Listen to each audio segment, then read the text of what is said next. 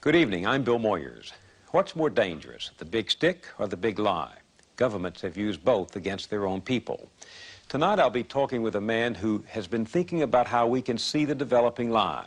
He says that propaganda is to democracy what violence is to a dictatorship, but he hasn't lost faith in the power of common people to speak up for the truth. So there are ways of compensating for the absence of resources. People can do things. Okay, the information is there, but it's there to a fanatic, you know, somebody who wants to spend a substantial part of their time and energy exploring it and comparing today's lies with yesterday's leaks and so on. That's a research job. And it's, you know, it just simply doesn't make any sense to ask the general population to dedicate themselves to this task on every issue.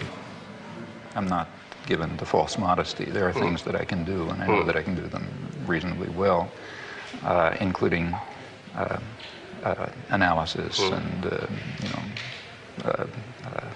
study, research. I mean, I know how to do that sort of thing, and I think I have a reasonable understanding of the way the world works as much as anyone can. And that turns out to be a very useful resource for people who are doing active organizing, trying to engage themselves in a way which will make it a little bit of a better world. And if you can help in those things or participate in them, well, that's that's rewarding. The point is that you have to work. And that's why the propaganda system is so successful. Very few people are going to have the time or the energy or the commitment to carry out the constant battle that's required to get outside of, McNeil Lehrer or Dan Rather or somebody like that. The easy thing to do, you come home from work, you're tired, you've had a busy day, you're not going to spend the evening carrying out a research project. So you turn on the tube and say, it's probably right. Or you look at the headlines in the paper and then you watch the sports or something. And that's basically the way the system of indoctrination works. Sure, the other stuff is there, but you're going to have to work to find it. I feel that I'm simply helping people develop courses of intellectual self-defense. What did you mean by that? What would such a course be? I don't mean go to school, because you're not going to get it there. It means you have to develop an independent mind and work on it. Now, that's extremely hard to do alone. The beauty of our system is it isolates everybody. Each person is sitting alone in front of the tube. Now, it's very hard to have ideas or thoughts under those circumstances. You can't fight the world alone. Some people can, but it's pretty rare. The way to do it is through organization. So courses of intellectual self-defense will have to be in the context of political and other organization. You have said that we live entangled in webs of endless deceit, that we live in a highly indoctrinated society where elementary truths are easily buried. Elementary truths such as? The fact that the military system is to a substantial extent, not totally, but to a substantial extent, a mechanism by which the general population is compelled to provide a subsidy to high-technology industry. Since they're not going to do it if you ask them to, you have to deceive them into doing it. I think there are many truths like that, and we don't face them. And I think there are a number of pretty simple ideas that ought to define what the role of intellectuals ought to be. By intellectuals, I just mean people of relative privilege, training, resources, opportunity, an ability to be in a position where you can get involved in some fashion in affairs that matter to human beings. So it's intellectuals. It excludes, for example, a great scientist who just stays in his laboratory and wins his Nobel Prize. It excludes somebody who's working so hard putting food on the table that he just doesn't have time to think about these things. But it includes, in our societies like ours, a large group of other people. For example, anybody related to a university anyhow, because we have these privileges and opportunities. So that's roughly the category. I don't think that the role of people with some degree of privilege, say like us, should be to tell truth to power. One reason is power already knows the truth. You don't have to tell it to them. They understand it very well. That's why they're doing what they're doing. Another is that they're not the right audience. You should be reaching people who don't know the truth. Tell them. Furthermore, you shouldn't be telling them. It's not that we have some, I, you, whoever it is, has some kind of magic authority. We have our own ideas. They have their ideas. In 1975, for example, the large majority of Americans, I think, knew the truth, that the war was not a mistake. It was fundamentally wrong and immoral. You don't have to tell them the truth. You can participate with them in finding out the truth, learning it yourself, encouraging them to think it through for themselves. So you should be reaching out to other people, trying to learn the truth as best you can together with them. And it should be the audience that matters, and not the powerful. And it should be on issues that are of significance. A couple of days ago, a trial ended in The Hague, the trial of Charles Taylor for terrible crimes in Sierra Leone. The case was narrower than what the prosecutors wanted. The prosecutors, who were, one of them's a distinguished law professor in the United States, the other a well-known barrister in London, they wanted a much broader case. They had collected, they claim, massive evidence to implicate Gaddafi in the crime. He'd been massively funding Taylor, participating, sending arms. So they wanted to broaden the case to include Gaddafi. Well, the U.S. and Britain blocked it. And the International Criminal Court, of course, takes orders from the masters. So they narrowed the case, and no mention of Gaddafi. And it's the normal pattern.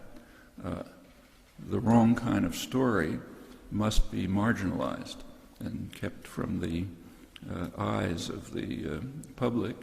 And meanwhile, we focus on the terrible crimes of others, like Charles Taylor in Sierra Leone. I mean, it's pretty obvious why they wanted to cut Gaddafi out. He was a loyal friend and ally, so you don't want to implicate him. Well, now the story's changed, so we talk about what we can do about this monster. That's, again, perfectly normal. To take just one last case, in the 1970s, Saddam Hussein was an enemy. That changed in the early 80s. In fact, in 1982, the Reagan administration decided that they wanted to provide arms to Iraq, to assist in their invasion of Iran. Well, there's a little impediment. There's an institution called the List of Terrorist States, and Iraq was on the list of terrorist states.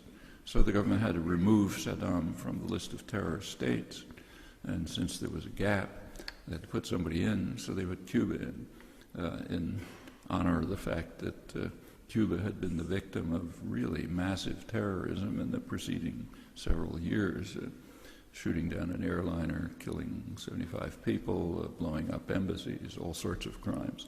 So they were put in on the terrorist list to replace Saddam, who came out. The next year, 1983, we had Donald Rumsfeld going to Baghdad, shaking hands with his friend Saddam, entering into arms and other deals. This continued right through the 1980s. U.S. support for Iraq was so strong that Iraq was given a kind of a gift that no other country has except Israel. They were permitted to attack a U.S. ship and kill a couple of dozen sailors and get away with it nothing but a weak apology. Nobody can do that except for Israel, which did it in 1967. But that shows real love. The U.S. essentially entered the war. The U.S. also denied Saddam's atrocities. That's the Halabja massacre, the Al-Anfal massacres that occurred, everything denied. In fact, the administration even intervened in Congress to prevent them from issuing a declaration of censure for these huge atrocities, the worst ones of Saddam's rule. And finally, the U.S. entered the war directly, and Iran capitulated. They couldn't face U.S. participation in the war. love for Saddam continued after the war. In 1989, so that's a year after the war ended, the president was now President Bush, the first President Bush. He invited Iraqi nuclear engineers to the United States for advanced weapons training in nuclear weapons manufacture. That's 1989.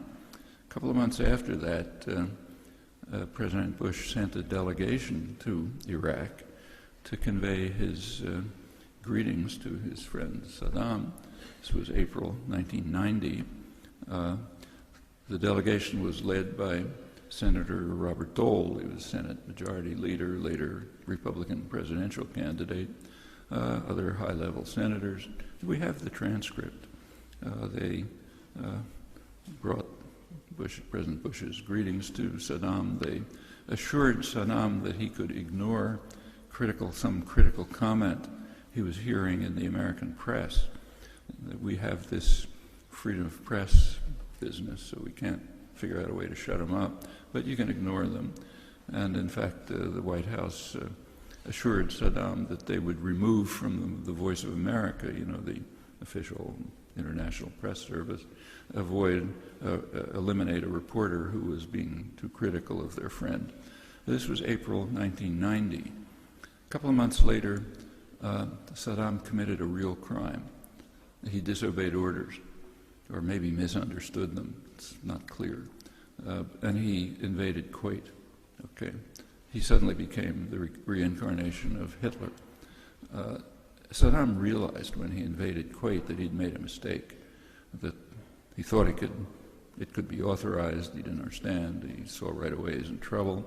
And then the discourse in the White House is interesting, which we also have. In the White House, they were concerned. Colin Powell, head of the Joint Chiefs, said the problem is that Saddam might withdraw and leave a puppet regime behind, and all the Arab states would be perfectly happy. And we can't allow that to happen, so we have to go to war and destroy Iraq. Well, if Saddam had been allowed to do that, he would have duplicated almost exactly what the U.S. had done a couple of months earlier, namely invaded Panama in order to kidnap a thug who had also disobeyed orders, brought him to Florida, where he was tried for crimes that he committed while he was on the CIA payroll, installed a puppet government. About the only difference is the Latin American states weren't happy about it. They threw Panama out of the coalition of democratic states and so on. The deaths were also a little different. According to Human Rights Watch, tried to estimate it, when Saddam invaded Kuwait, there were about 800 people killed. According to Panamanian human rights groups, when the U.S. invaded Panama, there were about 3,000 killed. Now, we don't look at casualties that we cause. That's another thing that's off the record. So there's no Western confirmation of these calculations, but they could very well be right. American forces were bombing apartment houses and poor neighborhoods and so on. Well, that's not exactly the story the way it reaches us. It's only the story the way it happened all the way through. And that's, again, quite typical. It's like not mentioning the slightly embarrassing fact that the International Criminal Court absolved Gaddafi of the atrocities for which they just condemned Taylor, because he was a friend and an ally like Saddam Hussein. This story just proliferates so far that it's almost pointless to give examples. It's hard to think of an exception. It's close to uniform. And that tells you something very significant about the role of intellectuals and their responsibility in the service of power, both in supporting atrocities and crimes and in reshaping the current scene and history so that it looks good for us, for the powerful. This may be against the will of the public, as in the case of Vietnam, but it ends up being the picture that's transmitted to later generations. So it's what you'll read in school and so on. Ronald Reagan came into office in 1981 and declared that the a core function of U.S. foreign policy would be to combat the plague of the modern age, return to barbarism in our time, namely state-supported international terrorism. That episode has kind of been disappeared from history, to borrow the Latin American transitive verb disappear. It's been eliminated. Kind of wrong story, wrong agency, not the right kind of thing to remember. It goes back much before that. This war on the murder of the Jesuit intellectuals in 1989 terminated a long campaign of terror and brutality that started in the early 1960s. It started actually with Vatican II. Vatican II in 1962 was an attempt by the Pope John the 23rd, to institute a really radical change in church history. As you probably know, he tried to restore the church of early Christianity, the Gospels, what they actually say, a message of radical pacifism, which is, of course, why the early Christians were persecuted. That changed in the 4th century when the Roman Empire took over the church, made it the church of the persecutors, not the church of the persecuted, in the phrase of distinguished theologian Hans Küng, one of those punished in the period of the 60s and 70s. He wasn't killed, he was just kind of kept from teaching and so on. He was lucky. In 1962, at Vatican II, the Pope declared an effort to return the church to its original mission, to be the church of the persecuted. A very significant change. And it was taken seriously, particularly in Latin America. The Latin American bishops adopted that program. They adopted what was called the preferential option for the poor, message comes out of the Gospels, and priests and nuns, laypersons, went to the countryside, tried to organize peasants into base communities where they would read the Gospels, think about ways to adopt measures to survive somehow in the extremely harsh domains of U.S. power. Now, that was a heresy that was not going to be tolerated. The U.S. very quickly launched a war against the church. The church and all social movements that were participating in these similar efforts. It began very quickly in 1964. A military coup took place in Brazil, overthrowing the civilian government that had actually been prepared by the Kennedy administration, carried out shortly after Kennedy's assassination. That established what was called a national security state, kind of a neo-Nazi style terror and torture state. Brazil's a big country, a big influence. A plague spread through the hemisphere. Chile, Uruguay, Argentina, one country after another, similar phenomena, plenty of religious martyrs because they were in the forefront. And it continued through Central America in the 1980s. It essentially terminated with the murder of the 6 Jesuit intellectuals in November 1989, right at the time of the fall of the Berlin Wall. Well, it's well known to scholarship that the terror and atrocities and brutality and slaughter in Latin America from 1960 to the end of the century were incomparably worse than anything that happened in Eastern Europe in those years. What happened in Eastern Europe is bad enough, but what went on in Western domains was incomparably worse. Now, that's known to scholarship. For example, you can read it in the recently published at Cambridge University History of the Cold War, kind of comment on it.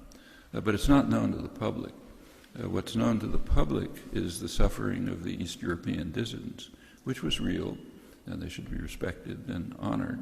But in comparison with what was happening elsewhere, they were pretty lucky,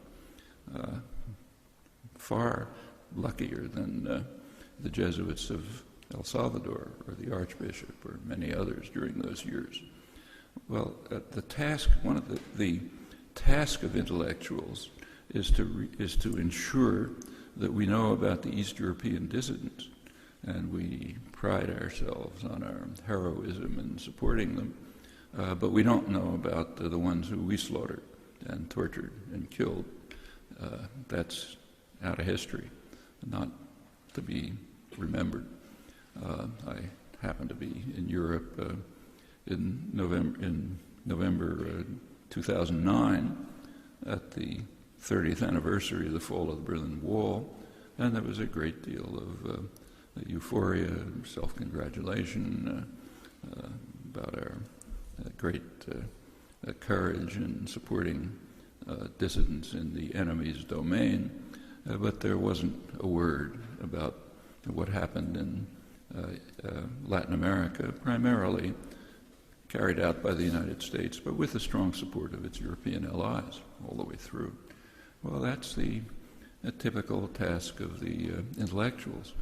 If you go back to, say, the Vietnam War, there was protest, substantial protest, mostly on the part of young people, students, people outside the elite intellectual circles. There was some protest there, but very muted and quite interesting in its character. I've written about it if you want the details. Up through the early years of the war, there was overwhelmingly strong support for the war. There was virtually no protest.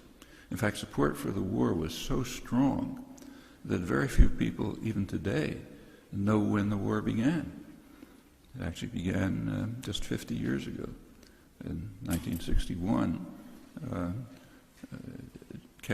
President Kennedy at the time, sent the American Air Force to start bombing South Vietnam, authorized the use of napalm, chemical warfare to destroy crops and ground cover, programs to drive the rural population, which was overwhelmingly supportive of the guerrillas, as they knew, to drive them into what amounted to concentration camps called strategic hamlets, to surround them with barbed wire, to protect them from the guerrillas who they were strongly supporting. It ended up with millions of people being driven out. I don't have to describe what happened to South Vietnam. Was virtually destroyed. The war expanded to the rest of Indochina, always with European support. And with virtually no criticism. By about 1966 or 67, there were few voices of criticism in educated circles on the grounds that it was not working very well. Same kind of grounds you hear today in Afghanistan, or you heard a couple of years ago about Iraq. It wasn't working too well, maybe it was a mistake. In 1968, everything changed. In January 1968, there was an amazing uprising in South Vietnam. There's been nothing like it in history. The country was saturated with over 500,000 American troops, over 100,000 Thai, Korean, other mercenaries, huge army, 700,000 or 800,000 people. Every village penetrated, informants everywhere. All of a sudden, in January 1968, there was an uprising which no one knew about. Everyone had kept quiet, and it was all over the country. Practically, broke into the American embassy. This is the Tet Offensive. I don't think there's ever been a case of such overwhelming commitment to a revolutionary cause. No one even talked about it, and it was a surprise everywhere. Well, that struck a chord with the American business community, the ones who are decisive in determining policy. It got them to recognize that this war isn't worth fighting any longer. We've basically won our objectives. It's a waste of money and time. and they pressured the government, a pretty strong power play, to reverse policy. And the government did follow orders, reversed policy, started withdrawing troops, entered in negotiations. The president announced that he's not going to run for a second term, and so on. The intellectuals responded almost reflexively. All of a sudden, everybody became a long-term opponent of the war without any trace that anyone can find. In fact, the record says the opposite. But that was the new party line. We're long-term opponents of the war, got to get out, it was a mistake, shouldn't have gotten in, and so on. There are a number of leading figures in the Kennedy administration who wrote memoirs. Arthur Schlesinger, Roger Hilsman, Theodore Sorensen, others. They rewrote their memoirs, literally. The early memoirs, the ones written at the time, if you look at them, were fully supportive of the war, or often didn't even mention it because it was so uninteresting. The post-1968 story, which is the one that enters into history, is Kennedy was going to pull out of Vietnam. Everybody was opposed. Should never gotten in the first place. It's the bad Texan Lyndon Johnson who turned everything around. And we, the intellectuals, were passionate opponents of the war. We couldn't make our case. That's the more or less official story today. There is, by now, if you go to 1975, when the war officially ended, it's quite interesting to look at what was being written then and what popular attitudes were then. At that time, among the public, about 70% of the population in polls said that the war was not a mistake. It was fundamentally wrong and immoral. That's 70% of the population. Not a phrase like that in the educated community. In fact, at the outside limits of criticism, say in the New York Times, the most dissident journalist, Anthony Lewis, wrote that the war began with blundering efforts to do good. Efforts to do good is tautological. The U.S. government was carrying it out, so it was efforts to do good. Blundering, it didn't work. So it began with blundering efforts to do good, but by 1969, that's after the Tet Offensive, it had become clear that the war was a mistake and that we could not achieve our, by definition, noble objectives at a cost acceptable to ourselves. So it was really a mistake. That's the critical end of elite, educated, dissident opinion at a time when 70% of the population said, no, it's not a mistake, it's fundamentally wrong and immoral. Those are phrases that don't appear in educated discourse. Wrong and immoral. Maybe wrong because it didn't work, but not immoral. And that's very typical. Take a look at current debate about, say, Iraq. At the outer limits of criticism within the educated mainstream, you have, for example, Barack Obama, who is very strongly praised and honored for his principled opposition to the war. What was his principled opposition? He said it's a strategic blunder. We're not going to be able to do it at a cost acceptable to ourselves. It's kind of like Nazi generals after Stalingrad. After Stalingrad, I'm sure there was criticism in the German general staff of Hitler's blunders. Why fight a two-front war when you should have knocked out England first and then gone ahead? So yeah, it was a strategic blunder. We don't call that principled criticism. I don't have records from the German general staff, but we do have records from the Soviet Union. If you read Pravda in the mid-1980s, that's the way they described the war in Afghanistan.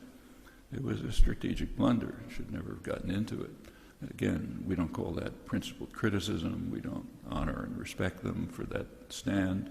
But when it's done on our side, that's exactly what we do. Well, could go on and on about this, but... What is that title meant to describe? Well, the title is actually borrowed from a book by Walter Lippmann, written back around 1921, in which he described what he called the manufacture of consent as a revolution in the practice of democracy.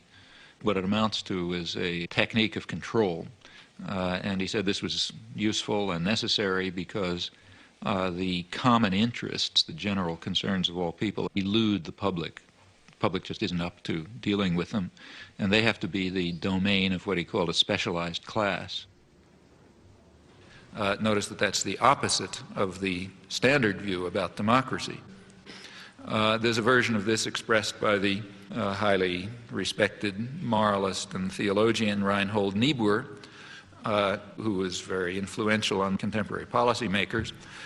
His view was that rationality belongs to the cool observer, but because of the stupidity of the average man, he follows not reason but faith. And this naive faith requires necessary illusion and emotionally potent oversimplifications, which are provided by the myth maker to keep the ordinary person on course.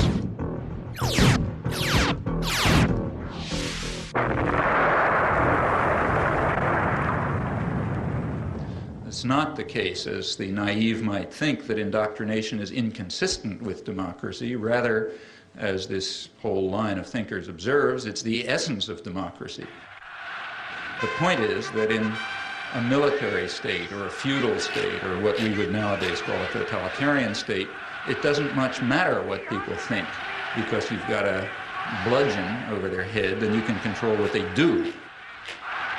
But when the state loses the bludgeon, when you can't control people by force, and when the voice of the people can be heard, you have this problem.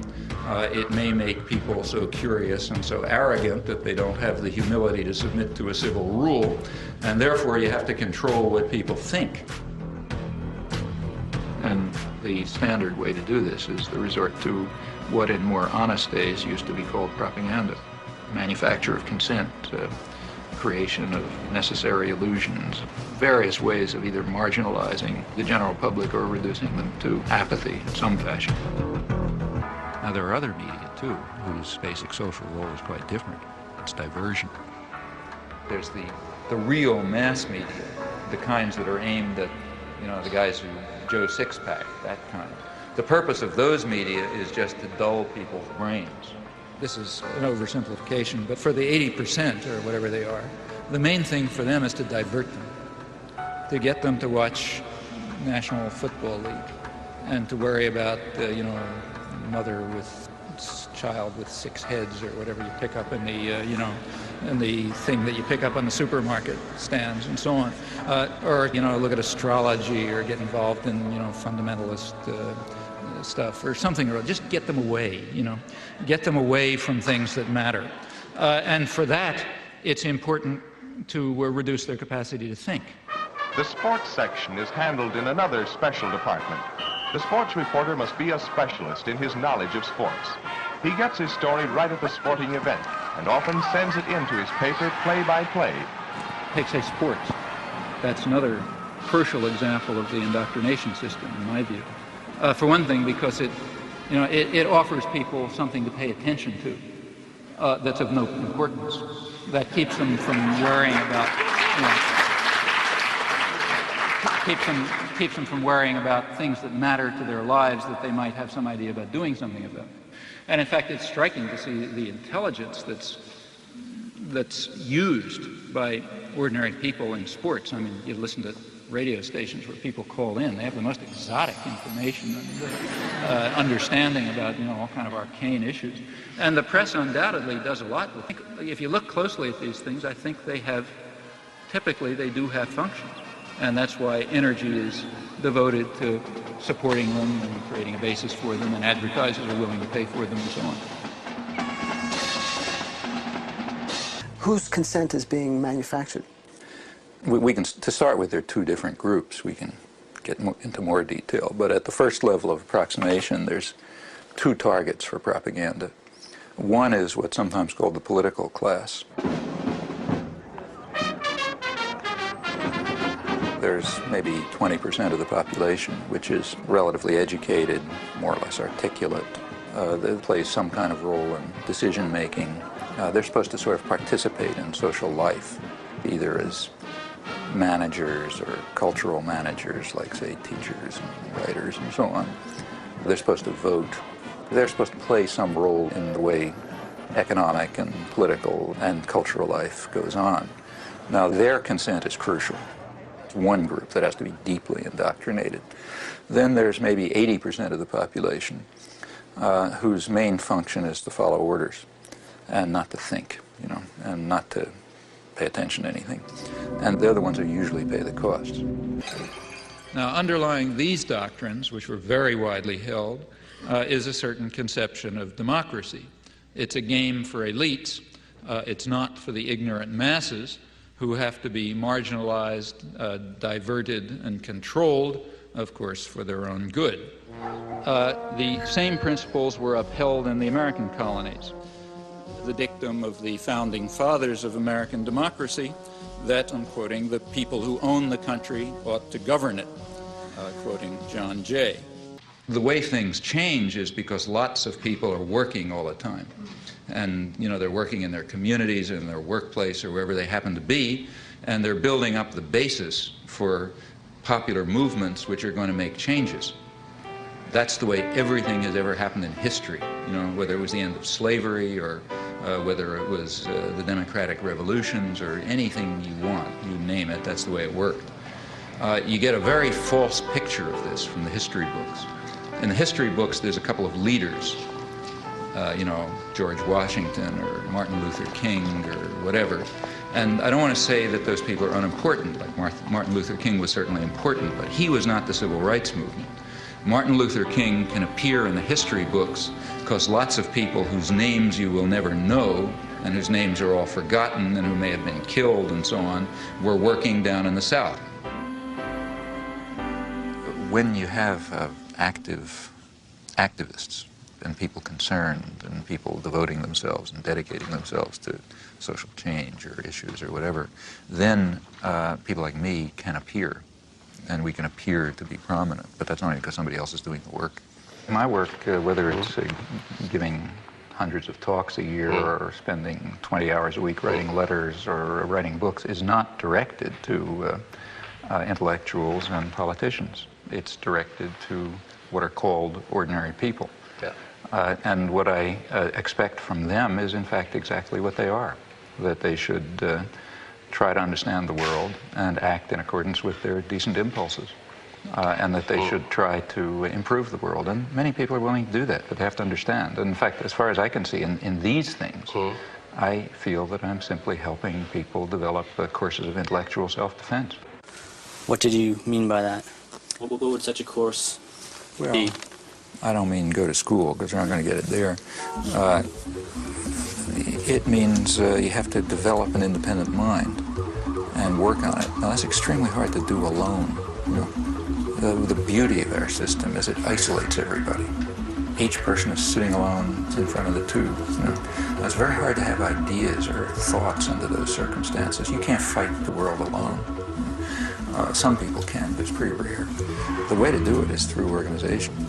So courses of intellectual self-defense will have to be in the context of political and other organization.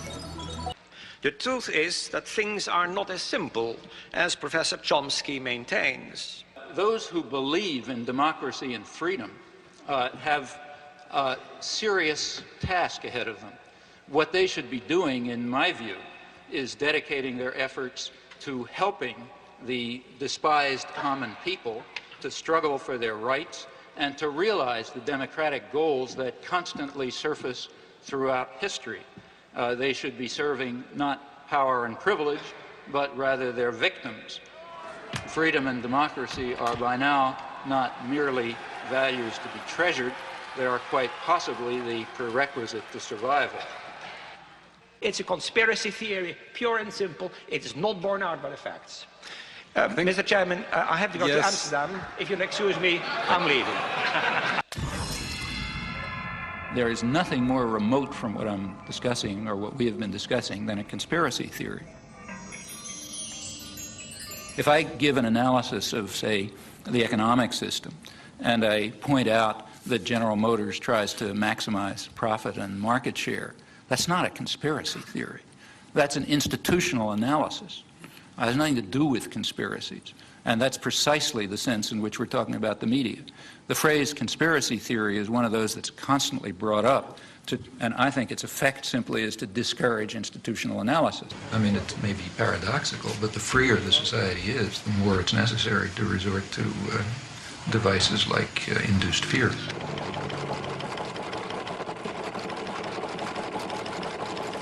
What keeps the media functioning is not the audience.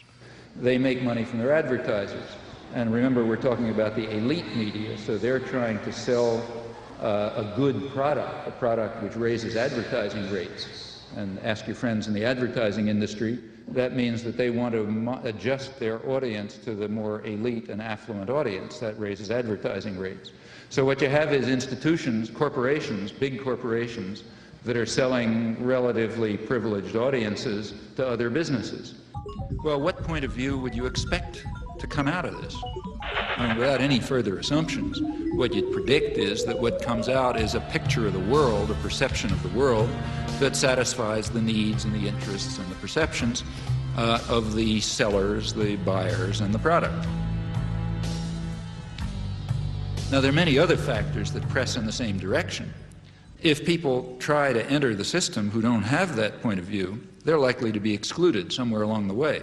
After all, no institution is going to happily design a mechanism to self-destruct. It's not the way institutions function.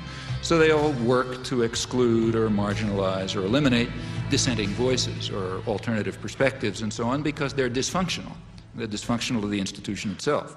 But you can participate in it. You can add your own thoughts, and you can learn something and so on. Well, that's the way people become human, That's the way you become human participants in a social and political system. The point is that you have to work. And that's why the propaganda system is so successful. Very few people are going to have the time or the energy or the commitment to carry out the constant battle that's required to get outside of, McNeil Lehrer or Dan Rather or somebody like that. The easy thing to do, you come home from work, you're tired, you've had a busy day, you're not going to spend the evening carrying out a research project. So you turn on the tube, you say it's probably right, or you look at the headlines in the paper and then you watch the sports or something.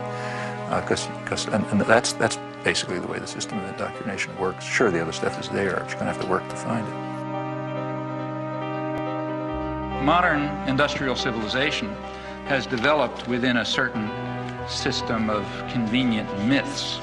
The driving force of modern industrial civilization has been individual material gain, which is accepted as legitimate, even praiseworthy, on the grounds that private vices yield public benefits in the classic formulation. Now, it's long been understood very well that a society that is based on this principle will destroy itself in time. It can only persist with whatever suffering and injustice it entails, as long as it's possible to pretend that the destructive forces that humans create are limited, that the world is an infinite resource, and that the world is an infinite garbage can. At this stage of history, either one of two things is possible. Either the general population will take control of its own destiny and will concern itself with community interests, guided by values of solidarity and sympathy and concern for others, or alternatively, there will be no destiny for anyone to control. Now, the elite media are the sort of the agenda-setting media. That means the New York Times, the Washington Post, the major television channels, and so on. They set the general framework. Local media more or less adapt to their structure. They determine, they select, they shape, they control, they restrict in order to serve the interests of dominant elite groups in the society. I mean, given the natural advantages that the United States has in terms of resources and lack of enemies and so on, the United States should have a level of health and welfare and so on that's you know, order of magnitude beyond anybody else in the world. We don't. The United States is last among 20 industrialized societies in infant mortality. That's a scandal of American capitalism. And it ends up being a very free society, which does a lot of rotten things in the world. Okay? There's no contradiction there. I mean, you know, Greece was a free society by the standards of Athens. You know, it's also a vicious society from the point of view of its imperial behavior. There's virtually no correlation between maybe none, between the internal freedom of a society and its external behavior. So I work with student press, so I know like reporters and stuff. The elites don't control the student press, but I'll tell you something. You try in the student press to do anything that breaks out of conventions, and you're going to have the whole business community around here down on your neck, and the university's going to get threatened, and, you know, I mean, maybe nobody will pay any attention to you, that's possible. But if you get to the point where they don't stop paying attention to you, the pressures will start coming. Because there are people with power. There are people who own the country, and they're not going to let the country get out of control. As long as some specialized class is in a position of authority, it is going to set policy in the special interests that it serves. But the conditions of survival, let alone justice, require rational social planning in the interests of the community as a whole, and by now that means the global community. The question is whether privileged elites should dominate mass communication and should use this power as they tell us they must, namely to impose necessary illusions, to manipulate and deceive the stupid majority and remove them from the public arena. The question in brief is whether democracy and freedom are values to be preserved or threats to be avoided. In this possibly terminal phase of human existence, democracy and freedom are more than values to be treasured. They may well be essential to survival. Thank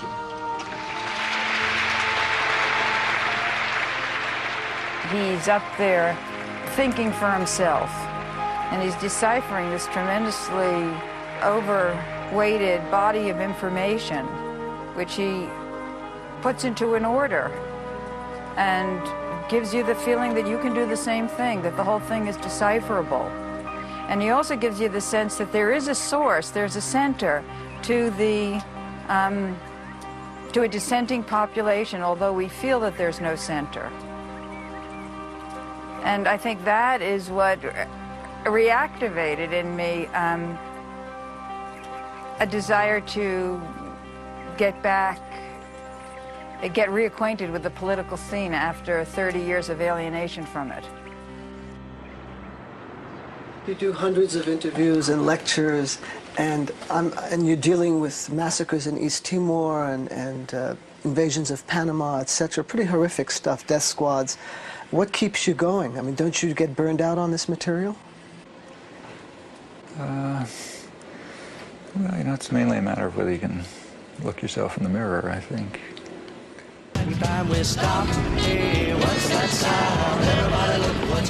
think that we can see quite clearly some very, very serious defects and flaws in our society, our level of culture, our institutions, which are going to have to be corrected by operating outside of the framework that is commonly accepted. I think we're going to have to find new ways of political action. In the street, singing songs and carrying signs, mostly said they fall outside. It's time we stop. Hey, what's that sound? Everybody look what's going down.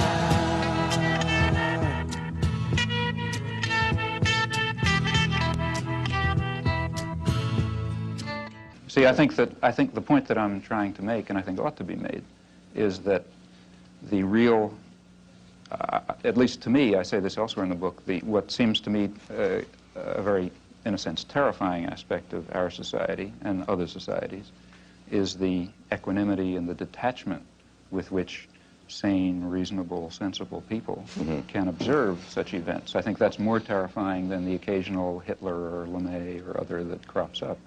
These people would not be able to operate were it not for this apathy and equanimity. And therefore I think that it's, in some sense, the sane and reasonable and tolerant people who share a very serious burden of guilt that they very easily throw on the shoulders of others who seem more extreme and more violent. People don't want a war. unless you have to have one. And they would have known that you don't have to have one. Well, the media kept people from knowing that. And that means we went to war very much in the manner of a totalitarian state, thanks to the media subservience. That's the big story.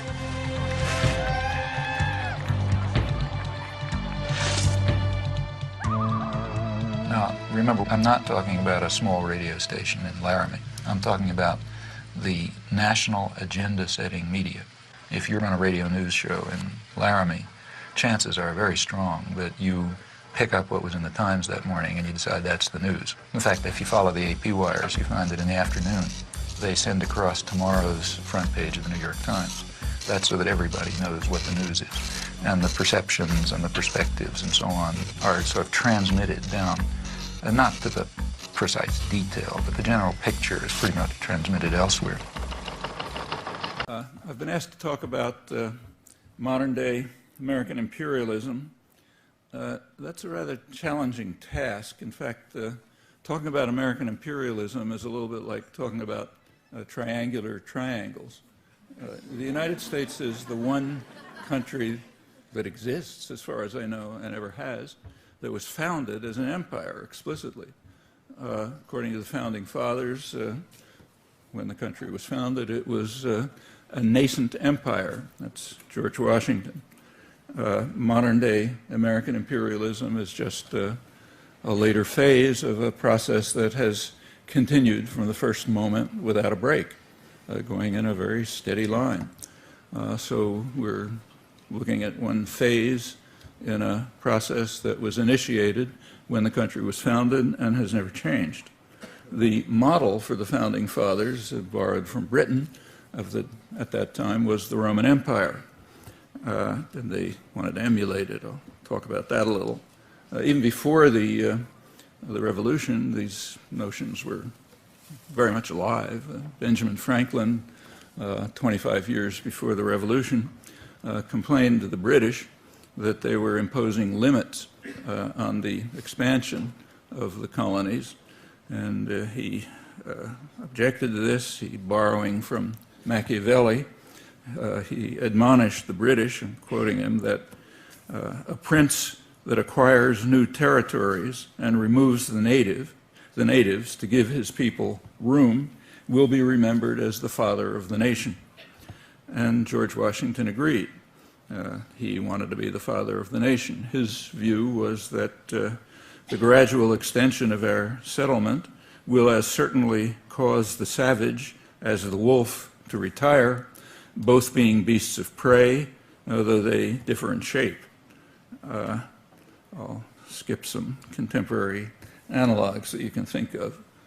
Thomas Jefferson, the most forthcoming of the Founding Fathers, said, "We shall drive them, the savages, we shall drive them with the beasts of the forests into the stony mountains, and the country will ultimately be free of blot or mixture," meaning red or black. Wasn't quite achieved, but that was the goal.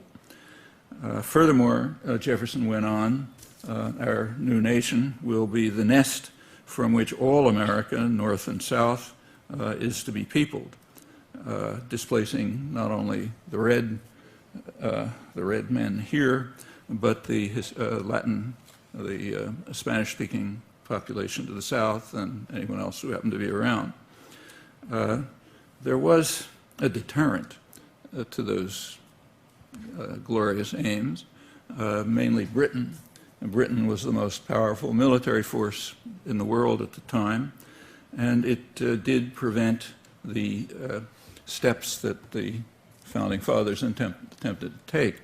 In particular, it blocked the invasion of Canada. The first attempted invasion of Canada was before the Revolution, and there were several others later, but it was always blocked by British force, which is why Canada exists. The United States did not actually recognize Canada's existence until after the First World War. Another goal that was blocked by British force was Cuba. Again, the Founding Fathers regarded the taking over of Cuba as essential to the survival of the nascent empire. But the British fleet was in the way, and they were too powerful, just like the Russians blocked John F. Kennedy's invasions. However, they understood that it would, sooner or later, would come. The great grand strategist, John Quincy Adams, the sort of intellectual father of manifest destiny, he pointed out in the 1820s that we just have to wait. They said Cuba will sooner or later fall into our hands by the laws of political gravitation, just as an apple falls from the tree. What he meant is that over time the United States would become more powerful, Britain would become weaker, and the deterrent would be overcome, which in fact finally happened. And we should not ignore these early events. They are very much related to current history. That's made very clear by scholarship on current affairs. So the major scholarly work on the Bush Doctrine, George W. Bush Doctrine, the preemptive war doctrine, major work is by John Lewis Gaddis, who's the most respected historian of the Cold War period. It's on the roots of the Bush Doctrine. And he traces it right back to John Quincy Adams, who is his hero, the great grand strategist, in particular to Andrew Jackson's invasion of Florida, which conquered Florida from the Spanish. And that was strongly approved by then Secretary of State Adams in a famous state paper in which he advocated the principle of preemptive war on the basis of the thesis that expansion is the path to security. So if we want to be secure, after all, we want to defend ourselves, we have to expand. At that time, expand into Florida. We were being threatened by what were called runaway slaves and lawless Indians who were in the way. They were threatening us by their existence, by barring our expansion. And as Gaddis points out, there's a straight line from that to George Bush. And now expansion is the path to security. It means we take over the world, we take over space, take over the galaxy. There's no limit to how much you have to expand to guarantee security. And that's been the principle from the beginning. Gaddis is a good historian, and he cites the right sources on the so-called Seminole War, Jackson's conquest of Florida, but he doesn't bother telling us what the sources say, and it's worth looking at what they say. They describe it as a war of murder and plunder and extermination, driving out the indigenous population. There were pretexts made, but they were so flimsy that nobody paid much attention to them. It was also the first executive war in violation of the Constitution, setting a precedent which has been followed ever since. There was no congressional authorization. It's all Adams lied through his teeth to Congress. I mean, it's all very familiar. So Gaddis is correct. It is the model for the Bush Doctrine. He approves of both of them, but that's a moral judgment. But his analysis is correct, yes. What's happening now traces right back to the wars of extermination and plunder and murder and lying and deceit and so on, executive wars of that John Quincy Adams was the great spokesman for. Adams, incidentally, later in his life, regretted this. After his own contributions were well in the past, he condemned the Mexican War as an executive war and terrible precedent. It wasn't a precedent. He'd established the precedent. And he also expressed remorse over what he called that hapless race of Native Americans, which we are exterminating with such merciless and perfidious cruelty. They knew what they were doing. Contemporary history likes to prettify it, but if you read the descriptions and the observations by the people who were involved, they knew exactly what they were doing. He expressed regret for it, but of course his own role was long past. It's commonly argued that American imperialism began in 1898.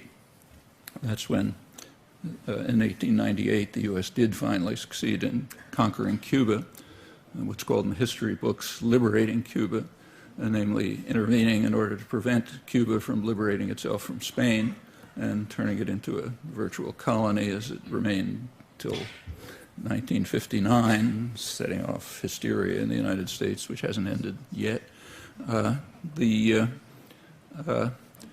Also taking over Hawaii, which was stolen by force and guile from its population, Puerto Rico, another colony, soon moving to the Philippines and liberating the Philippines, also liberating a couple of 100,000 souls to heaven in the process. Again, the reverberations of that extend right to the present with ample state terror and the one corner of Asia that hasn't undergone a high development, something we're not supposed to notice. But the belief that the imperial thrust started in 1898 is an example of what historians of empire call the salt water fallacy, the belief that you have an empire if you cross salt water. In fact, if the Mississippi River were as wide as the Irish Sea, the imperial thrust would have started much earlier. But that's an irrelevance. I mean, expanding over settled territory is no different from expanding over the waters. So what happened in 1898 was just an extension of the process that began when the nascent empire, as it saw itself, was formed in its first moments. The extension to beyond was, again, a lot of this starts right in New England with New England merchants who wanted to, very eager to take over the Pacific trade, the fabulous markets of China, which were always in their minds, which meant conquering the Northwest so you can control the ports and so on, meant kicking the British out and others out and so on. That went on from right here. The goal, as William Seward, who was Secretary of State in the 1860s, pointed out that the central figure in American imperialism, that we have to gain command of the empire of the seas. We've conquered the continent, we're going to settle, take it over. Monroe Doctrine was a declaration that we'll take it over, everybody else keep out. And the process of doing so continued through the 19th century and beyond until today. But now we have to have command of the seas. And that meant when the time was ripe, 30 years later, when the apple started to fall from the tree, given relative power, proceeding overseas to the overseas empire. But it's basically no different than the earlier steps. The leading philosophical imperialist, Brooks Adams, he pointed out that this is 1895, we're just on the verge of moving overseas extensively, that all Asia must be reduced to our economic system. The Pacific must be turned into an inland sea, just like the Caribbean had been. And there's no reason, he said, why the United States should not become a greater seat of wealth and power than ever was England, Rome, or Constantinople. Well, again, there was a deterrent. The European powers wanted a piece of the action in East Asia, and Japan by then was becoming a formidable force. So it was necessary to explore more complex modes of gaining command of turning the Pacific into an inland sea and going on. And that was lucidly explained by Woodrow Wilson, who is one of the most brutal and vicious interventionists in American history. The probable permanent destruction of Haiti is one of his many accomplishments. Those of you who study international relations theory or read about it know that there's a notion of Wilsonian idealism. The fact that that notion can exist is a very interesting commentary on our intellectual culture and scholarly culture. If you look at his actual actions, fine words are easy enough. But these are some of his fine words, which he was smart enough not to put into print. He just wrote them for himself. He said, since trade ignores national boundaries and the manufacturer insists on having the world as a market, the flag of his nation must follow him, and the doors of the nations which are closed against him must be battered down, even if the sovereignty of unwilling nations be outraged in the process. No useful corner of the world may be overlooked or left unused. That's 1907. There's a current version of that, a crude version by Thomas Friedman, who says that McDonald's cannot flourish without McDonnell Douglas, meaning the U.S. Air Force. Well, that's a crude version of Wilson's point. They got about batted down the doors by force and threat, and no corner of the world must be left unused, no useful corner. There was a watershed in this process at the time of the Second World War. At the time of the Second World War, the U.S. already had by far the largest economy in the world and had for a long time, but it wasn't a major player in world affairs. Britain was the leading player, France second, the United States lagging. It controlled the hemisphere, you know, had made forays into the Pacific, but it was not the leading player. Last November, there was a declaration, an agreement by George Bush and what's called the Iraqi government, which is, you know, a little enclave inside the green zone, never gets outside it, which we call the Iraqi government, the client government that follows our orders. So an agreement was made between them, which is interesting. It permits the U.S. to maintain effectively permanent military bases and operations inside Iraq. It has all kind of pretexts, but that's what it amounts to. And rather brazenly, to my surprise, it says that the Iraqi economy must be open to foreign investment, privileging U.S. investors. It's unusual to see such a brazen statement of crass imperialism. You know, the Iraqi economy means oil. Nobody cares about the asparagus they grow. So it must be open to foreign investment, unlike other countries which have controlled their own resources. And it must privilege U.S. investors. I mean, you know, that's more extreme than the most extreme war critic ever said. And Bush underscored it in one of his many hundreds of signing statements a couple of months later in January, in which he said that he signed some legislation, but he said, I'm not going to live up to it. In fact, I won't live up to any legislation that interferes with the U.S. goal of maintaining sort of permanent capacity for military operations there and controls the energy resources. Well, that's totally different from Vietnam. The U.S. didn't care. Once the country was destroyed, and Laos was destroyed, and Cambodia was destroyed, the U.S. didn't care very much what happened, happy to pull out. This is just a completely different situation, both domestically and in terms of the geopolitics of it. My question is, most people, I mean, we can sit here and have a discussion on the problems that we've had in the past in Panama or Guatemala and Cuba, and we can also talk about how, you know, how we supported the Shah and we basically affected the Iranian Revolution. But the fact is that most people in America don't even know that at one point we supported Saddam Hussein. So knowing this fact, how can we help educate the rest of the American public on all of these issues when it seems that, you know, the media won't do it, and it's all of this information that you say is easy to find is maybe not so easy for the average person. So yeah. See, first of all, you're right about supporting Saddam Hussein, but very few people know the extent of the support. I mean, in 1982, Saddam Hussein was hanged a couple of months ago, or a year ago, whatever it was.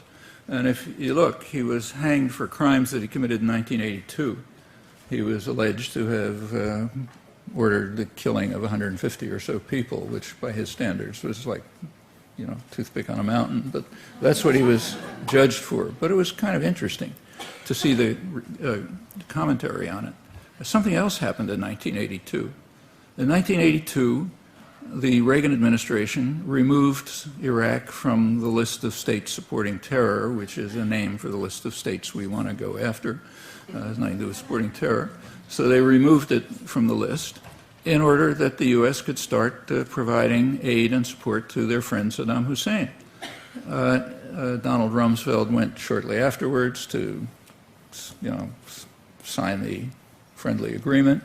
And through the 1980s, the U.S. was one of a number of states who gave support to Saddam Hussein. A lot of it was agricultural support, which he desperately needed, and it was a big boon to U.S. agribusiness, but also weapons support, means to develop weapons of mass destruction and so on. This went on right through Saddam Hussein's worst atrocities, the Halabja massacres, the Anfal massacres, everything. Use of chemical weapons. It went all the way through. There was some protest. Congress protested now and then, but Reagan vetoed any effort to do anything about it. George Bush #1 came along. He was a particular admirer of Saddam. In 1989, at the very time of the invasion of Panama, just as the invasion of Panama was going on, Bush overrode the Treasury Department and authorized new aid to his friend Saddam Hussein. The press cooperated by not reporting it. Also in 1989, Bush invited Iraqi nuclear engineers to the United States to get advanced training in weapons production, nuclear weapons production. Okay, that's also in 1989.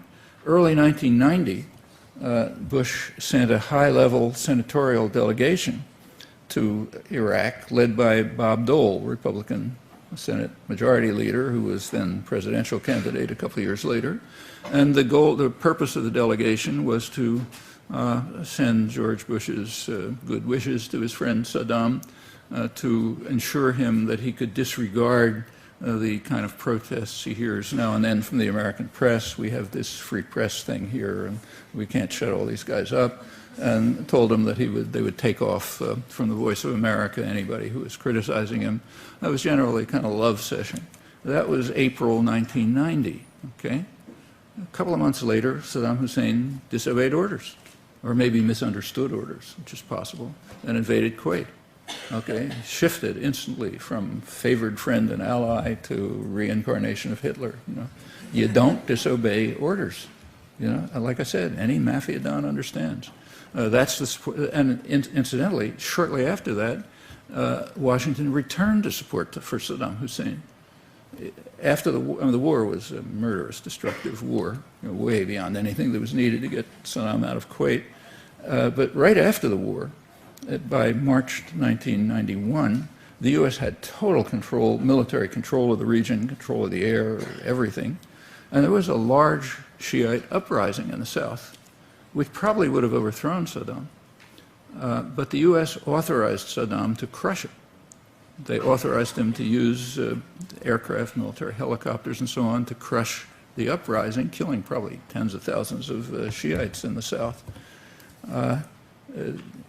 General, what was his name, Schwarzkopf, who was a general, said later that he was fooled by Saddam.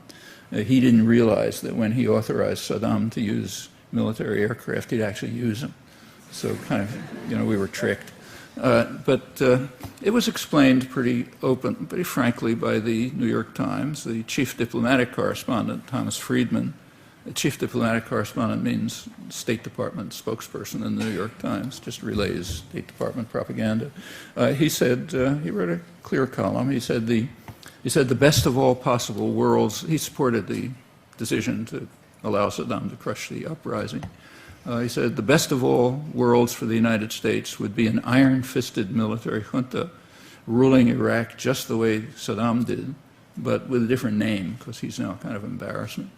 And so we have to settle for second best, Saddam himself. The Middle East correspondent for the New York Times, who's still their top Middle East correspondent, Alan Cowell, he said, well, it's kind of unpleasant watching all these people get massacred.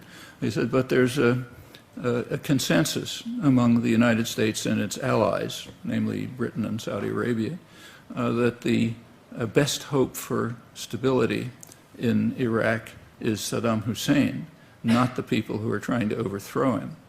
Okay, so therefore we have to let Saddam crush the uprising that might have overthrown him. The stability is a technical term.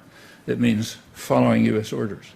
Okay, so that's stability, and Saddam's more hopeful for stability than Iraqis. In fact, what I've said is, the worst possible outcome is that Iraqis might rule Iraq. We're not going to allow that. independent nationalism is not to be accepted. That's why Muqtada al-Sadr is a renegade and so on. And in fact, through the 90s, it's the same story. If you look at the main effect of the sanctions, Clinton's sanctions, I mean, they were murderous and destructive, but they strengthened Saddam Hussein. They undermined opposition to him. They compelled the population to rely on him for survival, which is probably the reason he wasn't overthrown.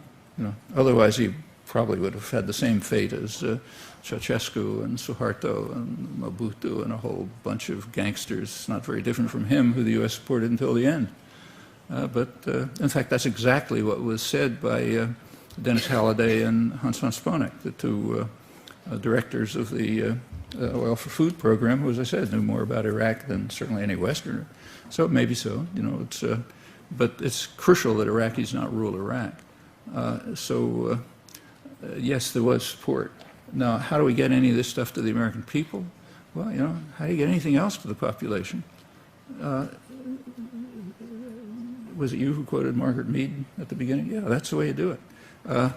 Everything happens exactly the way you said. Exactly, take the civil rights movement, the women's movement, the Vietnam anti-war movement. Pick anything you like.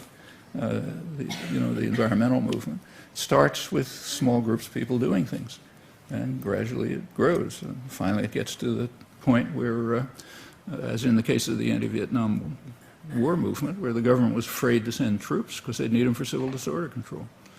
All that happened within about 2 years. And it just changed the world. I mean, a striking example is the women's movement. It's not that, there were feminists before, but until the 1960s, there was nothing much was happening. And within a couple of years, it changed the country and the world dramatically. It's probably the major impact of the 60s on the world.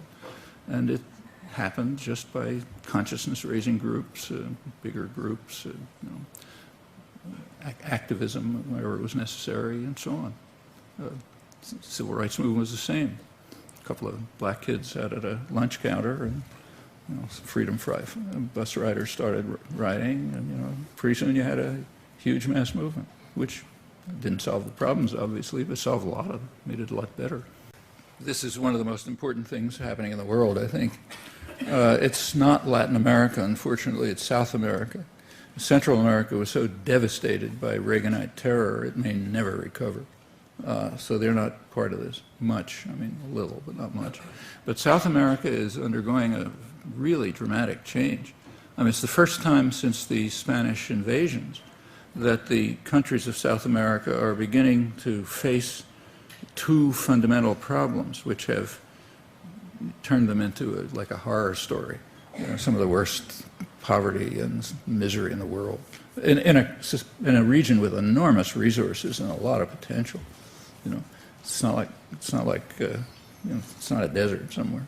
The two problems are both problems of sort of disintegration. One of them internal to each society, another among all the societies. The Latin American societies typically have been run by a very small, wealthy, very wealthy, largely white elite. Race-class correlation's pretty close, with a massive suffering and misery. That's been an internal problem. So if you compare it with East Asia, it's striking. Latin America has many advantages over East Asia. It should be way ahead in development. But in Latin America, capital is exported by the tiny, rich elite. The imports are luxury goods, so they can, live it up. Their second homes are in the Riviera or someplace like that. The children go to school overseas. But they have almost nothing to do with their own population. No responsibility. They don't pay taxes, nothing. The disintegration among the countries is that they are all separated from one another. There's very little interaction among them during the colonial period and even the period of independence. You can see that in the transportation systems and almost everything. Well, those things are changing. Strikingly, I think the most dramatic case is Bolivia, which is really impressive what happened. And you're right, it's under a lot of threat now. The white elite that's always run the place is infuriated that they had a democratic election for the first time. And the U.S. is just as infuriated Democratic elections are a real danger.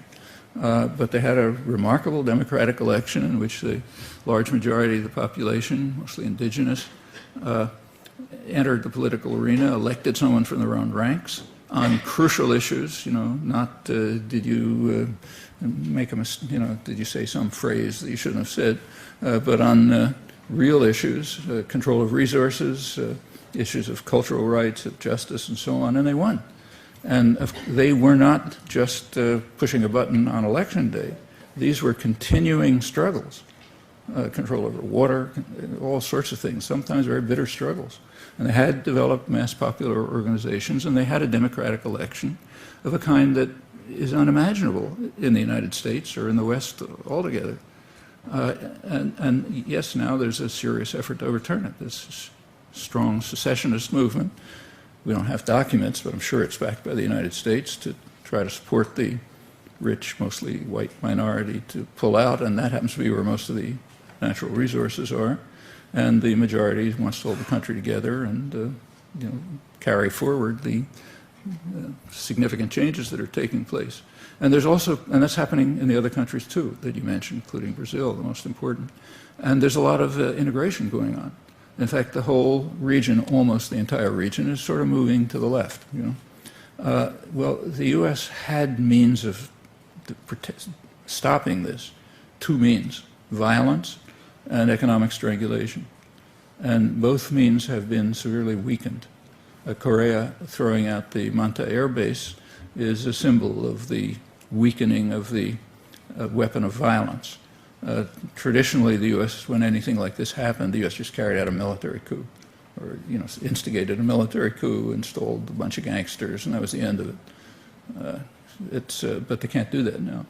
The last time the U.S. tried a military coup was in Venezuela in 2002, where they did manage to, the U.S.-backed military coup did manage to overthrow the government, but it was overturned within a couple of days. And there was huge protest all over Latin America, and the U.S. had to back off.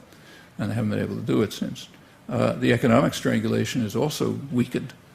The economic strangulation in recent years has been, the instrument of it has been the IMF, International Monetary Fund, which is basically a branch of the U.S. Treasury. So the idea is, get the countries deeply indebted, to give impossible debts that they can never pay.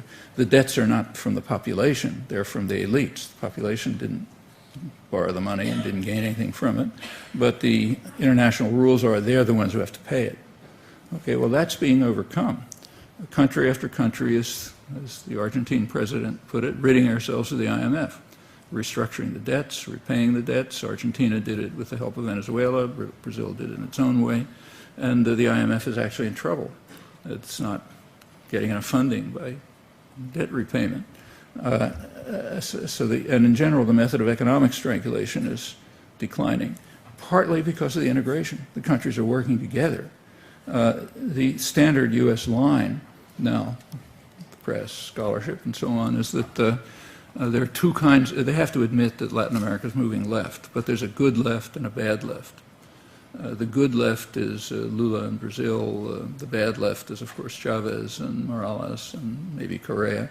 But in order to maintain that party line, you have to be quick on your feet. For example, you have to overlook the fact that one of the strongest supporters of Chavez is Lula. It doesn't fit the party line, so it doesn't get reported. After Lula in Brazil, after he was reelected, his first act practically was to fly to Caracas to support Chavez in his electoral campaign and to dedicate a joint Venezuelan Brazilian project. There's now more projects developing. Shortly after that, there was a very important meeting of the Latin American presidents in Cochabamba in Bolivia, very important place. That's where the Bolivian Revolution took off. That's where peasants began protesting the World Bank U.S. programs to privatize water, which means water's out of, people can't drink because they can't pay the costs. So they they succeeded in throwing out the Bechtel Corporation and blocking the efforts. It wasn't easy. A lot of people got killed. That's Cochabamba. It's a real symbol. So that's where the Latin American presidents met. It was December 2006. And they made interesting plans, joint plans for a European Union type integration, and they're actually taking steps towards it. And the U.S. just doesn't have much that it can do about it. You know, it's lost its main weapons. Now, there are plenty of internal problems to overcome, so it's not going to be an easy path. But this is the first time they're being seriously faced, and with the participation of substantial mass popular movements. That's the basis for democracy. It's one of the reasons why we don't have a functioning democracy. We don't have mass popular movements. So therefore, popular opinion can be mostly disregarded as it is. But they're overcoming that. It's a real model to look for. The U.S. is by no means giving up. You may have read in the paper a couple of days ago that training of military officers is being shifted from the State Department to the Pentagon. That's been going on for some time now, in fact, but they finally reported it. That's quite significant.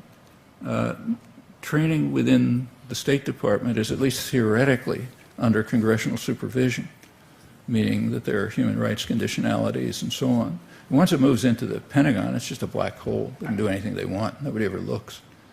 Training and torture, or whatever you do. It's a weak control, but it's something. Furthermore, training of Latin American officers is shot way up. The U.S. is trying very hard to recreate a Latin American officer corps that will be able to follow its orders. I think it's now higher than it's ever been through the Cold War years. And the purposes are explicit. The training is designed to combat what's called radical populism. Well, in the Latin American context, radical populism means human rights activists, union leaders, priests organizing peasants, anybody who gets in the way. And that's the explicit goal of the training of officers. And training of officers just doesn't mean just teaching them. It means providing them with technology and weapons and connections and so on. So the U.S. is certainly trying to recreate the weapon of violence and also the economic weapons, but it's not as easy as it was. For one thing, there's much more protest here, which is a good thing. For another thing, the whole world has become more diverse. So the exporters in Latin America can now turn to China for markets, and China's investing.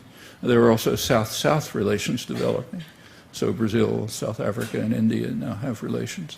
All of these moves are very positive, I think, and could lead to the basis for some kind of authentic independence and also for overcoming the enormous internal problems. So these are all very hopeful signs, I think. It's probably true that North Korea isn't living up to all its obligations in its declaration, but it's also true that the United States is not living up to its obligations. In fact, in the rare reporting on this that you can occasionally find, the last report was that the original agreement was that Iraq would dismantle its nuclear facilities and produce a declaration of its nuclear activities, and the United States would join with the other 6 powers in providing Iraq with fuel, with other aid, and the U.S. would enter into normal diplomatic relations and remove them from remove the isolation of North Korea by taking them off the list of states that support terror and so on. Well, the U.S. has done none of that. Furthermore, there's a history of this. The same negotiations, same agreement, pretty much, was reached in September 2005. North Korea agreed to dismantle, to end all nuclear weapons-related operations, all nuclear operations, end them all verifiably. And the United States, in return, would enter into diplomatic relations, remove the threats to Korea, and provide it with a light water reactor and a couple of other things, and end all threats.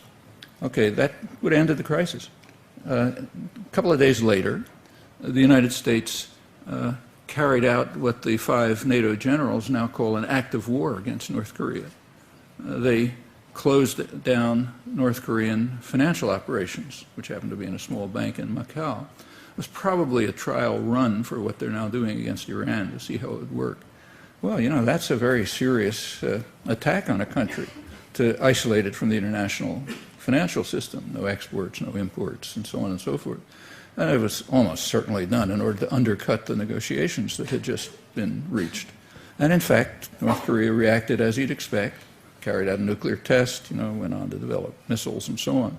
And that's been the history all the way back. North Korea may have the worst government in the world, but they've been following a pretty pragmatic course on this. When the U.S. gets more aggressive, they get more aggressive. When the U.S. gets more conciliatory, they get more conciliatory. And it's been running steadily all the way through. So that's the other part of the story. And there's another part of the story that's even more significant. I don't know if North Korea has been providing anything to Syria or not, but there would have been an easy way to stop this, a very easy way. In 1993, North Korea and Israel were on the verge of an agreement by which Israel would recognize North Korea, and North Korea would terminate all weapons-related activities in the Middle East. Now, that would be very important for Israel's security, but the Clinton administration said no. They wouldn't let them do it. And when the Godfather speaks, you got to listen. So that agreement was never reached. And if that agreement had been reached, we would not be having any discussion about whether North Korea is doing anything in Syria or not. Well, that part of the story is knocked out. Now, it's not that it's secret. If you do some research or you read the arms control literature and so on, yeah, you can find it. Actually, I've written about it too and have others. But it's certainly not the headline where it ought to be. It's not something that people know. Another small point was made by Andrew Cordesman, who's one of the leading Middle East security specialists in the United States, who suggested that maybe this whole flap is just a warning to Iran, saying, we got our eyes on you. And if you do anything, or even if you don't do anything, we'll pretend that you did, and you're in trouble. So yes, there's a lot to the story. But exactly what's going on, we don't know, and probably won't know until declassified documents come out someday, if they ever do. However, during the war, U.S. planners understood that the war was going to end with the U.S., the world dominant power. However, it turned out other competitors were going to destroy themselves and each other, and the U.S. would be left alone at comparable security. In fact, the U.S. gained enormously from the war. Industrial production virtually quadrupled. The war ended the Depression. The New Deal measures hadn't done so. The U.S. ended, at the end of the war, the U.S. had literally half the world's wealth, and competitors were virtually either damaged or destroyed, and incomparable security. Controlled the Western Hemisphere, controlled both oceans, controlled the opposite side of both oceans. Just nothing remotely like it in history. And during the war, planners understood that something like that was going to turn out. It was obvious from the nature of the war. From 1939 to 1945, there were high-level meetings, regular meetings, of the State Department planners and the Council on Foreign Relations, the sort of main external non-governmental input into foreign policy. And they laid careful plans for the world that they expected to emerge. It was a world, they said, in which the United States will hold unquestioned power and will ensure the limitation of any exercise of sovereignty by states that might interfere with U.S. global designs. And so I'm not quoting neocons. I'm quoting the Roosevelt administration, the peak of American liberalism.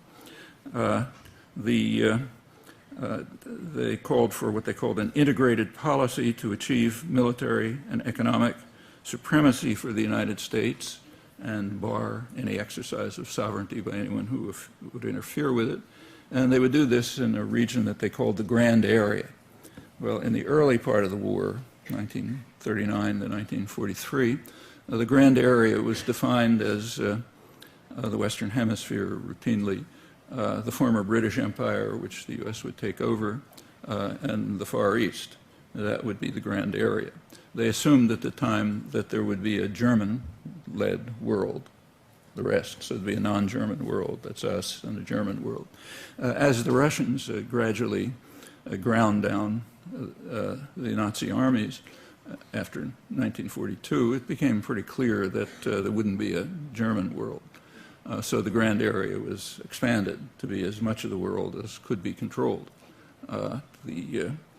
limitless. That's simply pursuing the old position that expansion is the path to security for the nascent empire of 1776.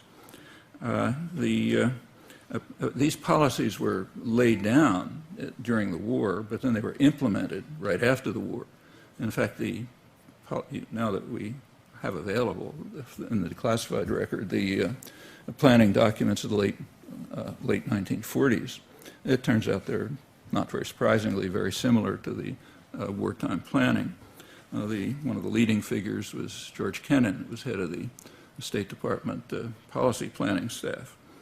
He wrote one of his many important papers in 1948, PPS 23, if you want to look it up, noted that the United States has half the world's wealth but only 6% of its population, and our primary goal in foreign policy must be, as he put it, to maintain this disparity.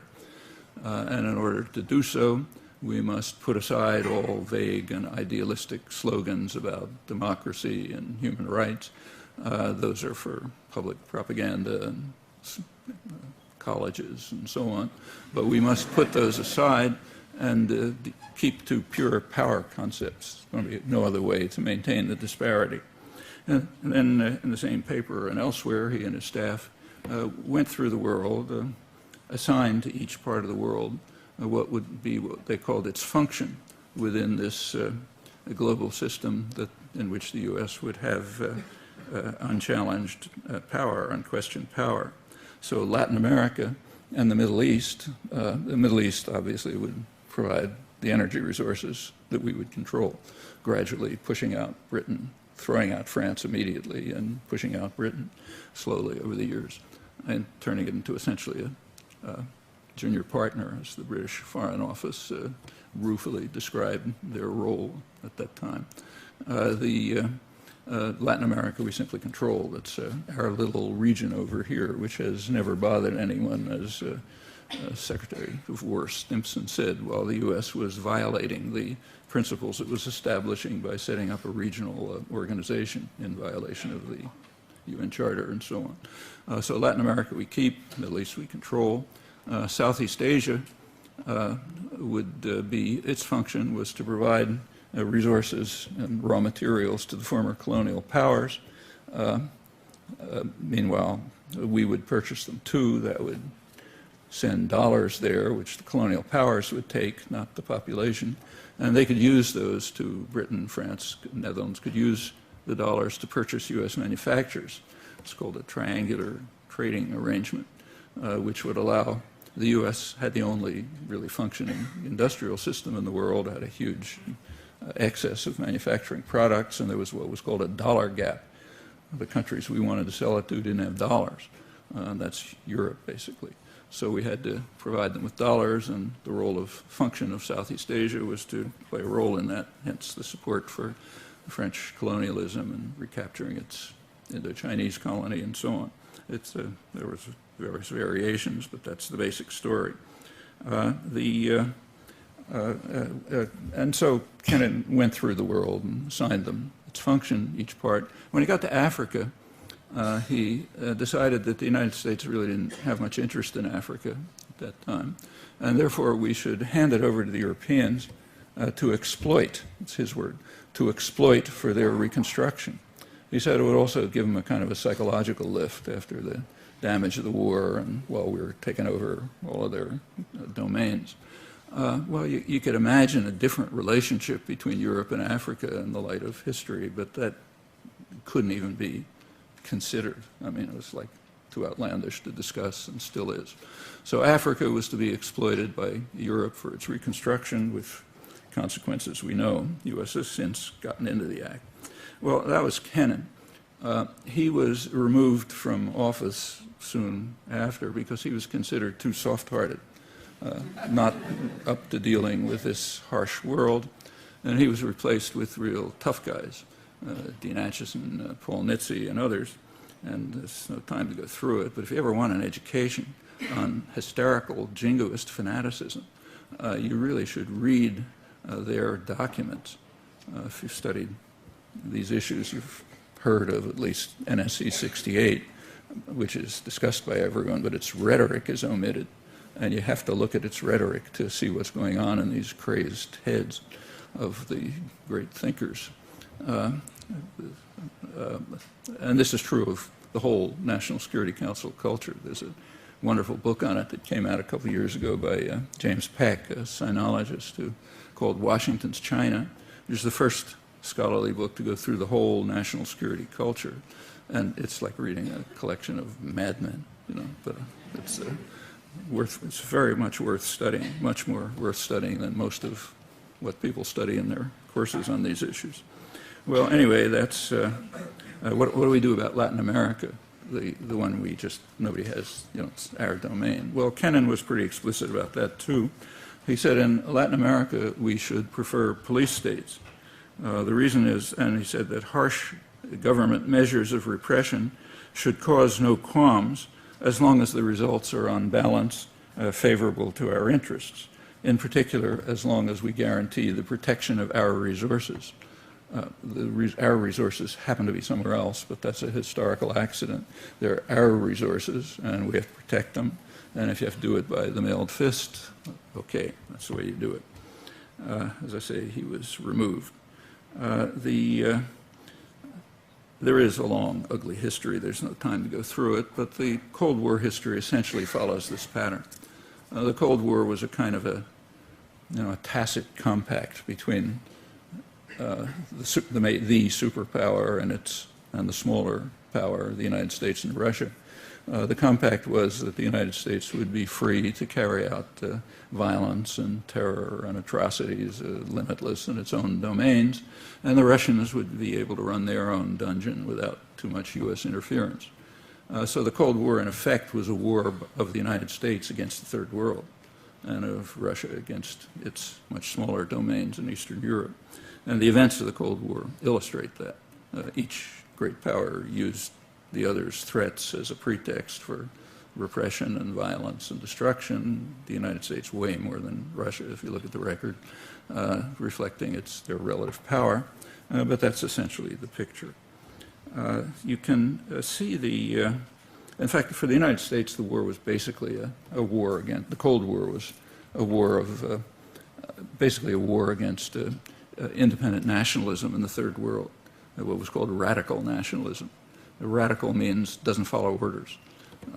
So this constant struggle against radical nationalism, in particular, a leading thesis all the way through is that even the smallest place, if it becomes independent, is a serious danger. It's what Henry Kissinger called a virus that might infect others, like even a tiny place, you know, Grenada or something.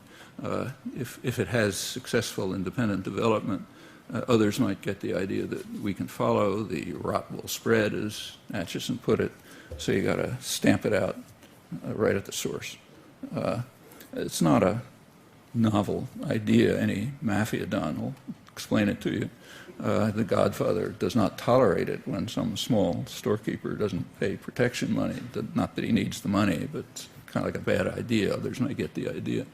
And in particular, small, weak countries we have to crush them with particular violence so that others, because there it's easy, you know, nobody can stop you, and others get the point. That's a large part of international affairs, right to the present. Well, to learn about what the Cold War was about, the obvious place to look is what happened when it ended.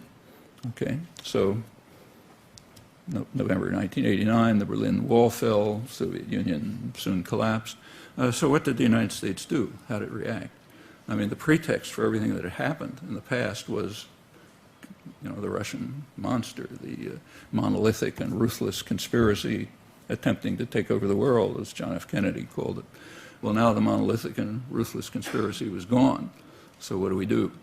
Well, it turns out what we do is exactly the same thing, but with different pretexts. And that was made clear instantly. A couple of weeks after the Berlin Wall fell, the United States invaded Panama, killing unknown numbers of people. We don't count our victims. According to Panamanian human rights groups, maybe a couple of thousand people, bombing the slum, El Chorrillo slum.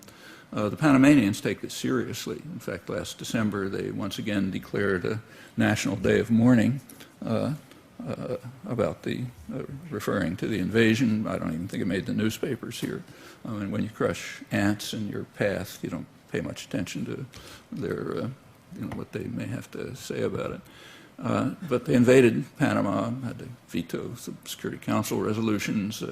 The point of the invasion was to kidnap a kind of a minor thug, Noriega, who was kidnapped, brought to the United States, tried, sentenced, long sentence, a sentence for crimes that were real, but he had committed them when he was on the CIA payroll, almost without exception. Small footnote. But for that, we had to invade Panama and kill however many people it was, a couple of thousand probably, and install a government of bankers and narco-traffickers, drug trafficking shot up and so on. But it was a successful invasion and applauded here. It was kind of a footnote to history. That's the kind of thing the U.S. does in its domains all the time. But it was a little different. For one thing, the pretexts were different. This time it wasn't we were defending ourselves against the Russians. It was we were defending ourselves against the Hispanic narco-traffickers who were going to come and shoot up our kids and destroy the country and so on. And in fact, Noriega was a minor narco-trafficker who had mostly been working for the CIA.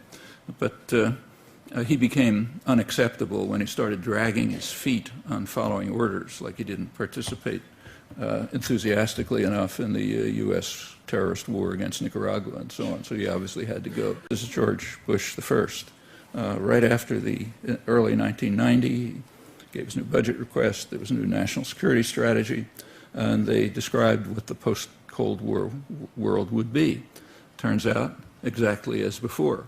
We still have to have a huge, massive military force, but we have to maintain what they call the defense industrial base. That's a euphemism for high-tech industry. For the public and so on, you talk about our belief in free trade and free enterprise and so on.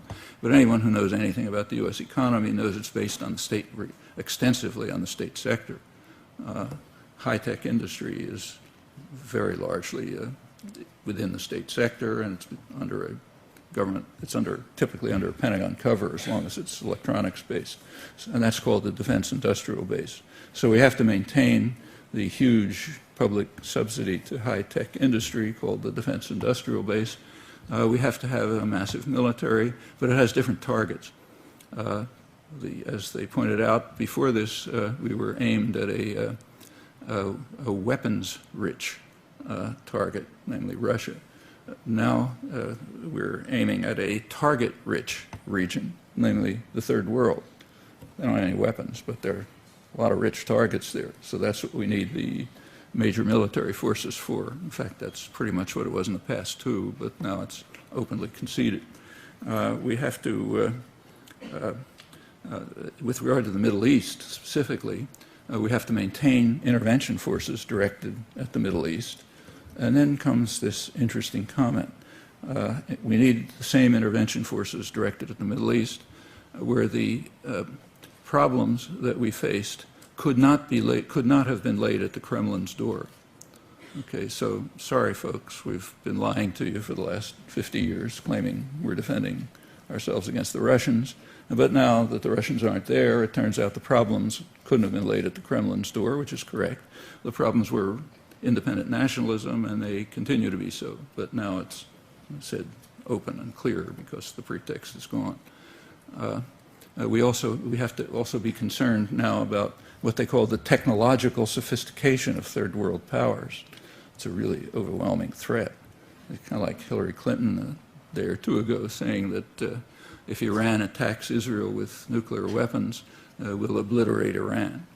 The chance of Iran attacking Israel with nuclear weapons is somewhere below an asteroid hitting Israel, but it doesn't matter. It's a nice throwaway line.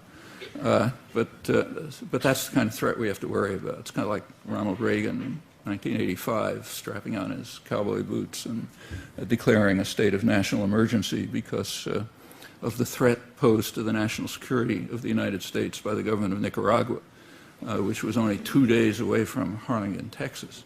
So we really had to tremble in terror. Well, that's standard. It had to increase after the end of the Cold War with the main pretexts gone, and it has.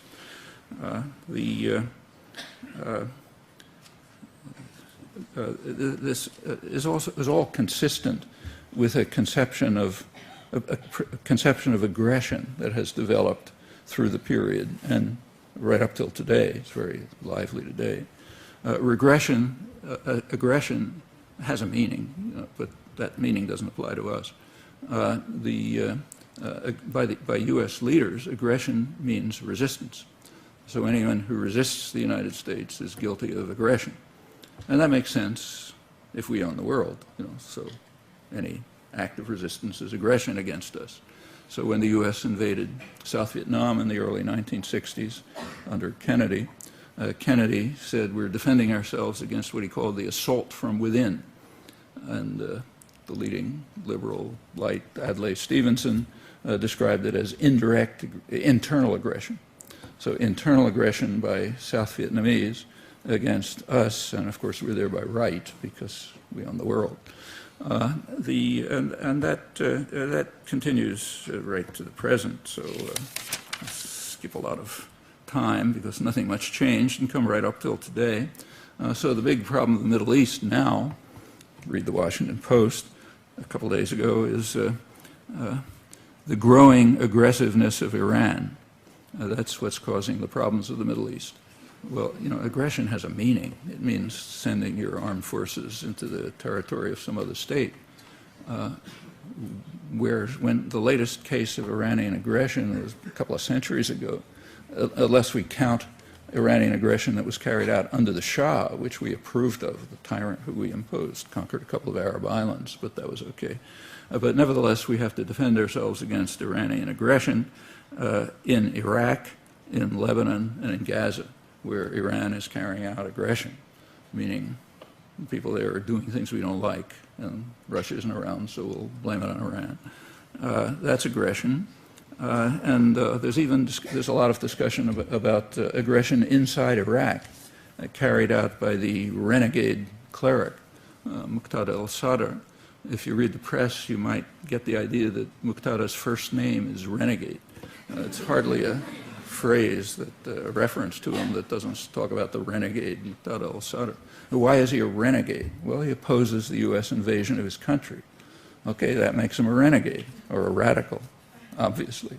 And that's routine. Nobody questions that. It's kind of like reflexive description. Condoleezza Rice was asked a little while ago in a TV interview, how could we end the war in Iraq? And she said it's a very easy way to end the war. She said it's quite obvious. Stop the flow of arms to foreign fighters. Stop the flow of foreign fighters across the border. That'll end the war in Iraq. Well, if somebody was looking at this who hadn't been adequately brainwashed by a good Western education, they would collapse in ridicule. I mean, yes, there are foreign fighters in Iraq and plenty of foreign arms in there, namely from the country that invaded Iraq. But they're not foreign, remember? They're indigenous, because we're indigenous everywhere. That follows from owning the world, going back to the nascent empire spread. So therefore, we're not foreign fighters there or anywhere else. We're indigenous, and it's the foreign fighters who have to be stopped.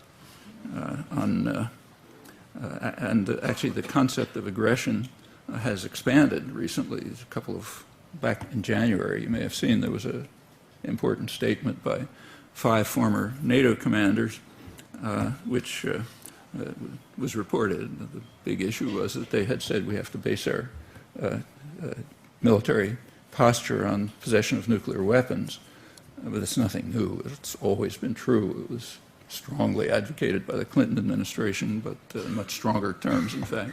But that was what was reported. However, what was interesting was, and the one thing that was new, was their expansion of the concept acts of war. They said acts of war against which we must defend ourselves by the use of nuclear weapons, if necessary, is using weapons of finance. Okay, so if a country uses weapons of finance against us, that's an act of war, and we have to be ready to use nuclear weapons if necessary. Well, 2 months after, in late March, the United States Treasury Department warned the world's financial institutions against any dealing with Iran's state-owned banks. Now, those warnings have teeth, thanks to the Patriot Act. A little noticed element of the Patriot Act permits the United States to bar from access to the United States financial system any country that violates its orders. Meaning if a German or a Chinese or other bank tries to have dealings with Iran, they can be barred from the U.S. financial system, which is a cost that very few are willing to bear, and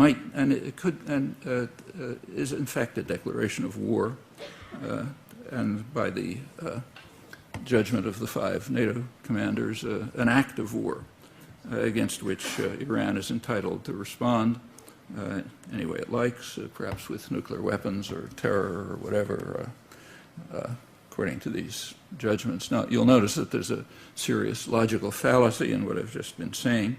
It overlooks 2 fundamental principles, which are the crucial principles of world order. The rest is footnotes. The first principle is that we own the world and Iran doesn't. And so therefore the principles don't apply to us, they only apply to others. And kind of a corollary to that is that everything we do is necessarily with the best of intentions. That's a tautology. You don't have to give evidence or arguments. And that's a constant feature of the intellectual culture, almost without exception, across the spectrum.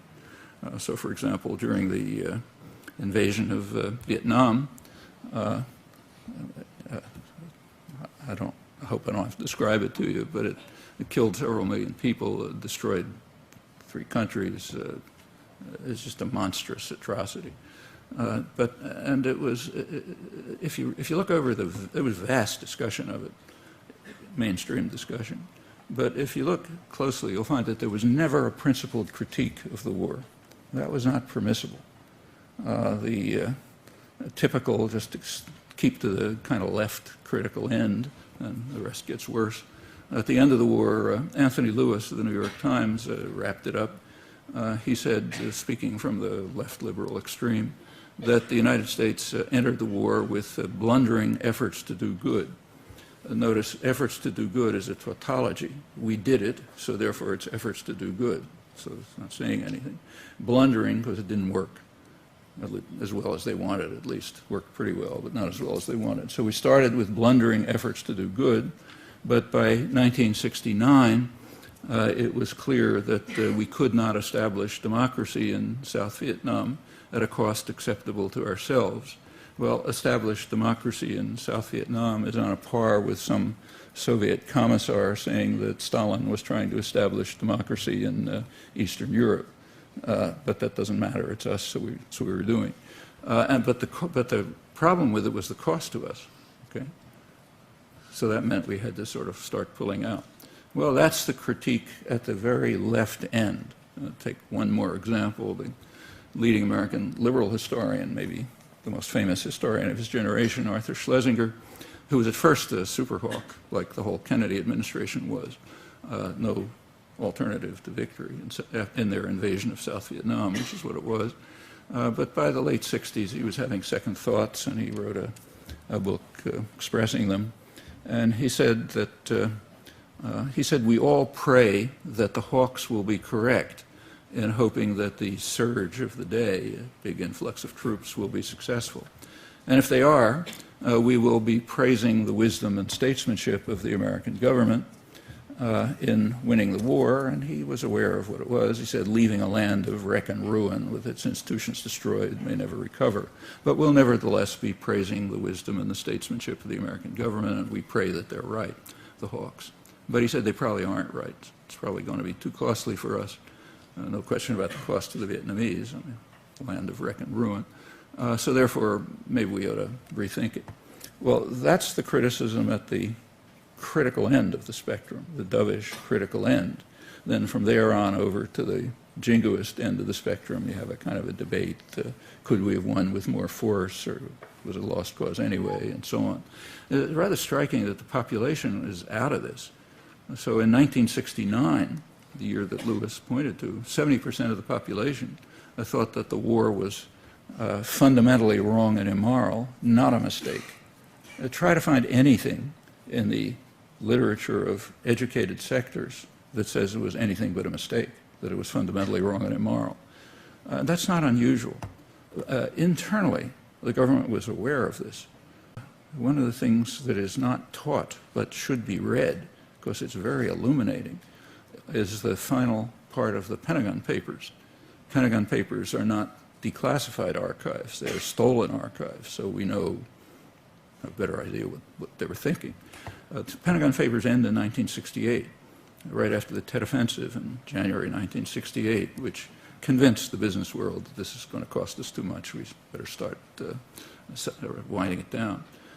There was a request from the government to send another couple 100,000 troops to Vietnam, but they were dubious about doing it and didn't do it finally because they were afraid that there would be an uprising in the United States, a popular uprising of unprecedented proportions, and they would need the troops for civil disorder control because of protest among underprivileged people, women, youth, and others who just weren't going to take anymore. Well, that tells you that they didn't admit that they were listening, but they were, and they always do. If they needed the troops for control, and they sort of slowly started backing off. Notice that you can take the rhetoric about the Vietnam War and translate it almost verbatim into discussion of the Iraq War. There is no principled critique within the mainstream. And nobody can, by principled critique, I mean the kind of critique that we would carry out reflexively and do when somebody else commits aggression. Say when the Russians invade Czechoslovakia or Afghanistan or Chechnya, we don't ask, is it too costly? In fact, it wasn't costly at all. It practically killed nobody in Czechoslovakia, Chechnya, after reducing the place to ruin. Apparently it's functioning pretty well. In fact, if, according to Western correspondents, if David Petraeus could achieve anything in Iraq like what Putin achieved in Chechnya, he'd probably be crowned king or something like that. But nevertheless, we condemn it rightly. Doesn't matter whether it worked or not, or whether it was costly to them or not. Or when Saddam Hussein invaded Kuwait, killing probably a fraction of the number of people that Bush killed a couple of months earlier when he invaded Panama. But we nevertheless denounce it as aggression. No, that's a principled objection. But when we carry out aggression, it's inconceivable. And that goes back to the principles that I mentioned. We own the world, and everything we do is, by definition, good in intention. So the worst that it can be is what Barack Obama calls a strategic blunder, or what Hillary Clinton calls getting into a civil war which we can't win. In fact, Iraqis overwhelmingly blame the civil war on us, but that's irrelevant too. That's the level of critique, and it follows from the principles that I mentioned, and it governs news coverage too. In fact, pretty openly. Here's John Burns, who's the dean of correspondence, most senior, most respected correspondent in Iraq after a long career. He says that the United States is the prominent economic, political, and military power in the world, and has been the greatest force for stability in the world, certainly since World War II.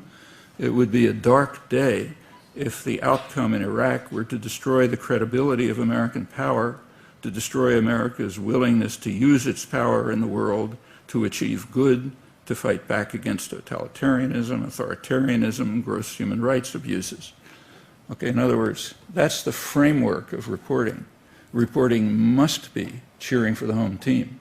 Nothing else is conceivable because of the depth of these principles which are instilled into people in the educational system and propaganda. You can't see the world in any other terms.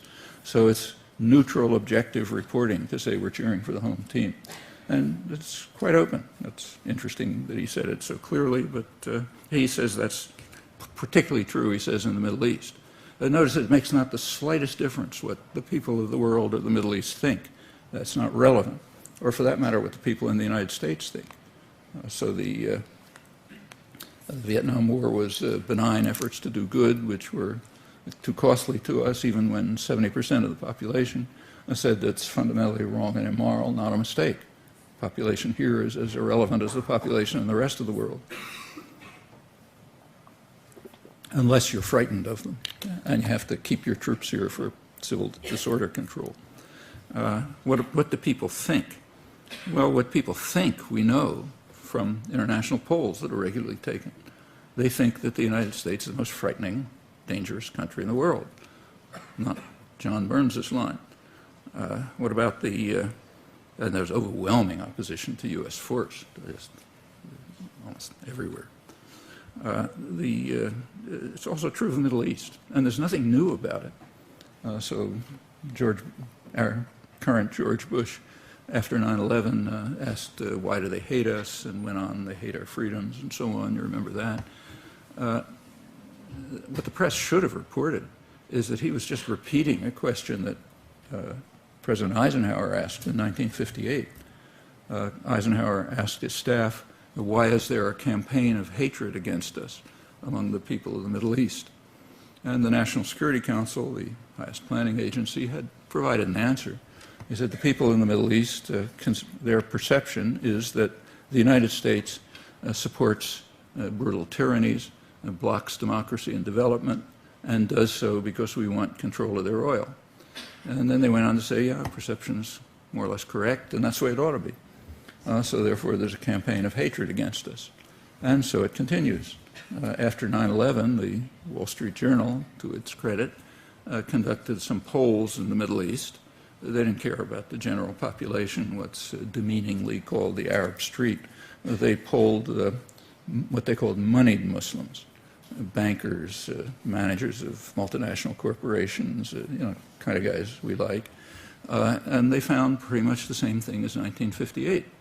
They don't have any objection to neoliberalism or any of this stuff. In fact, they love it.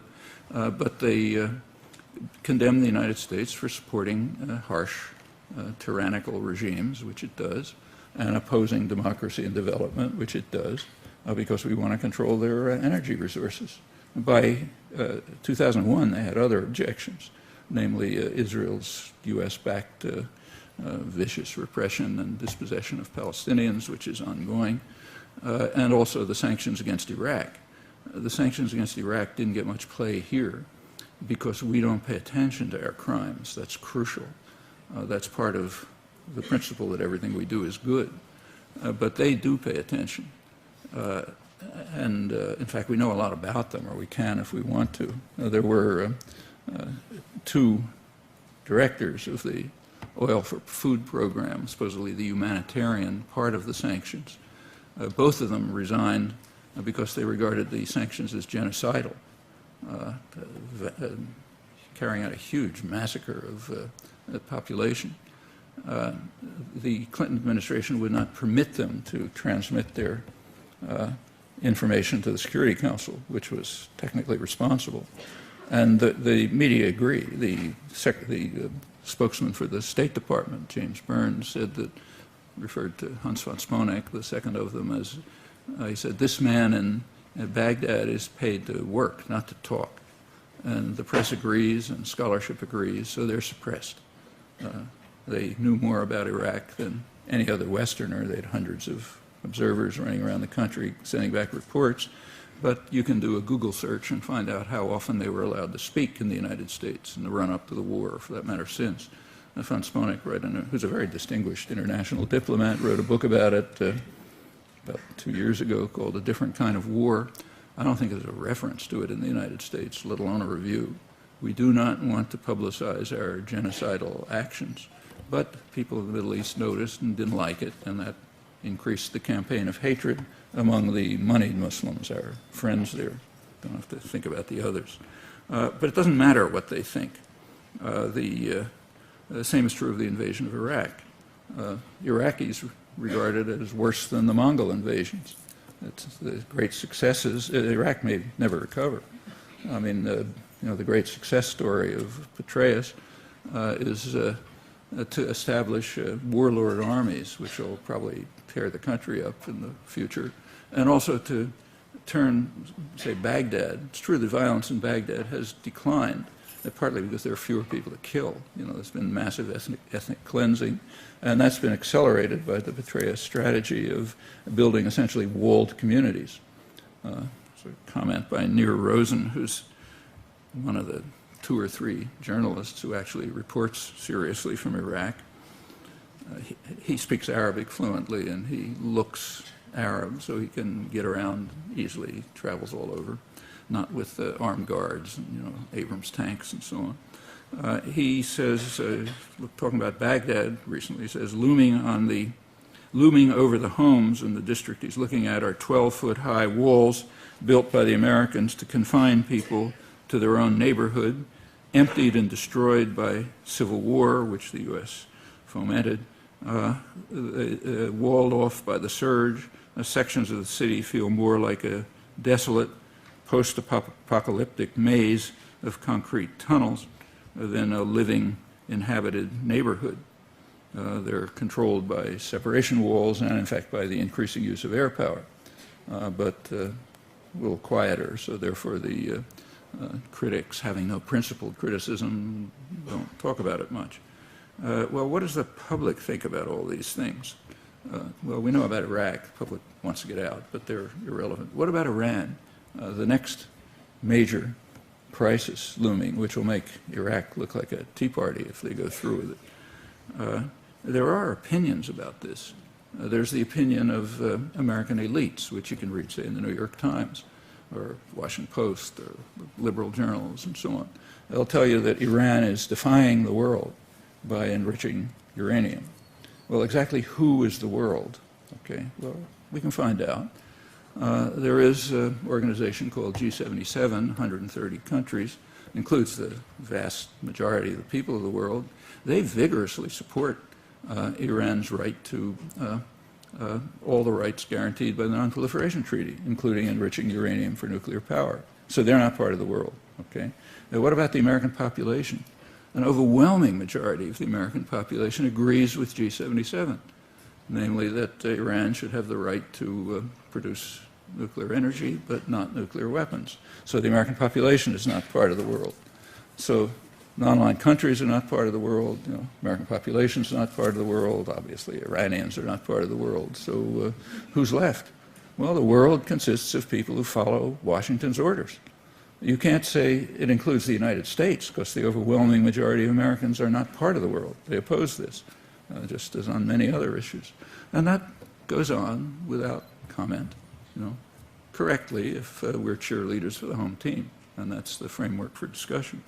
Is there a solution to the crisis with Iran, which is extremely serious? If the U.S. goes through with its plans, apparent plans, like I said, it might make Iraq look like a tea party. Well, there are solutions, potential solutions. One of them is what I just said, that Iran should have the rights of any signer of the Non-Proliferation Treaty. Israel, Pakistan, and India also ought to have those rights if they sign the treaty. Since they haven't done it, they don't have those rights. But of course, they're doing it because we say it's okay. But that's the opinion of the large majority of Americans. And the same large majority, this runs around 75%, says that a nuclear weapons-free zone should be established in the region, including Iran, Israel, American forces deployed there, and so on. Well, that would end the crisis. Is that possible? Well, it's supported by the large majority of Americans, but as I mentioned, they're not part of the world. It's Iran's official policy, but they're not part of the world. The U.S. and Britain are formally committed to it, in fact, more so than any other powers, for a very simple reason, which we would read about if we had a free press. When the United States and Britain went to war with Iraq and tried to find a thin legal cover for it, they appealed to UN Security Council Resolution 687, 1991, which ordered Iraq to get rid of its weapons of mass destruction. And as you remember, Britain and the United States claimed they hadn't lived up to it. Well, you know, you're all literate. You can read Resolution 687. It commits the United States and Britain to work to establish a nuclear-free weapon zone in the Middle East. Okay, so if you can appeal to it as a justification for aggression, you're compelled to follow its provisions. But to point that out would be really to break the rules. And you can, again, do a Google search and see if you can find anyone anywhere near the mainstream who's ever bothered to point this out.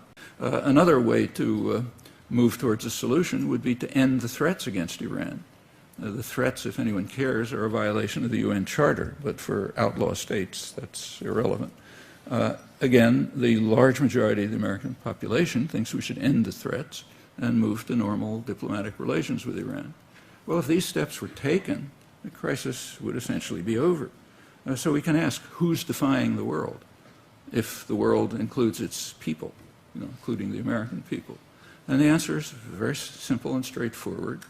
Those who are defying the world are the ones in power in Washington and in London and in the editorial offices and the university faculties and so on. They're defying the world, but not Iran, not on these issues. And in fact, it's a serious matter because it could lead to total disaster. And the same is true on other issues. So the other major live issue in the Middle East is Israel-Palestine. Well, what does the world think about this?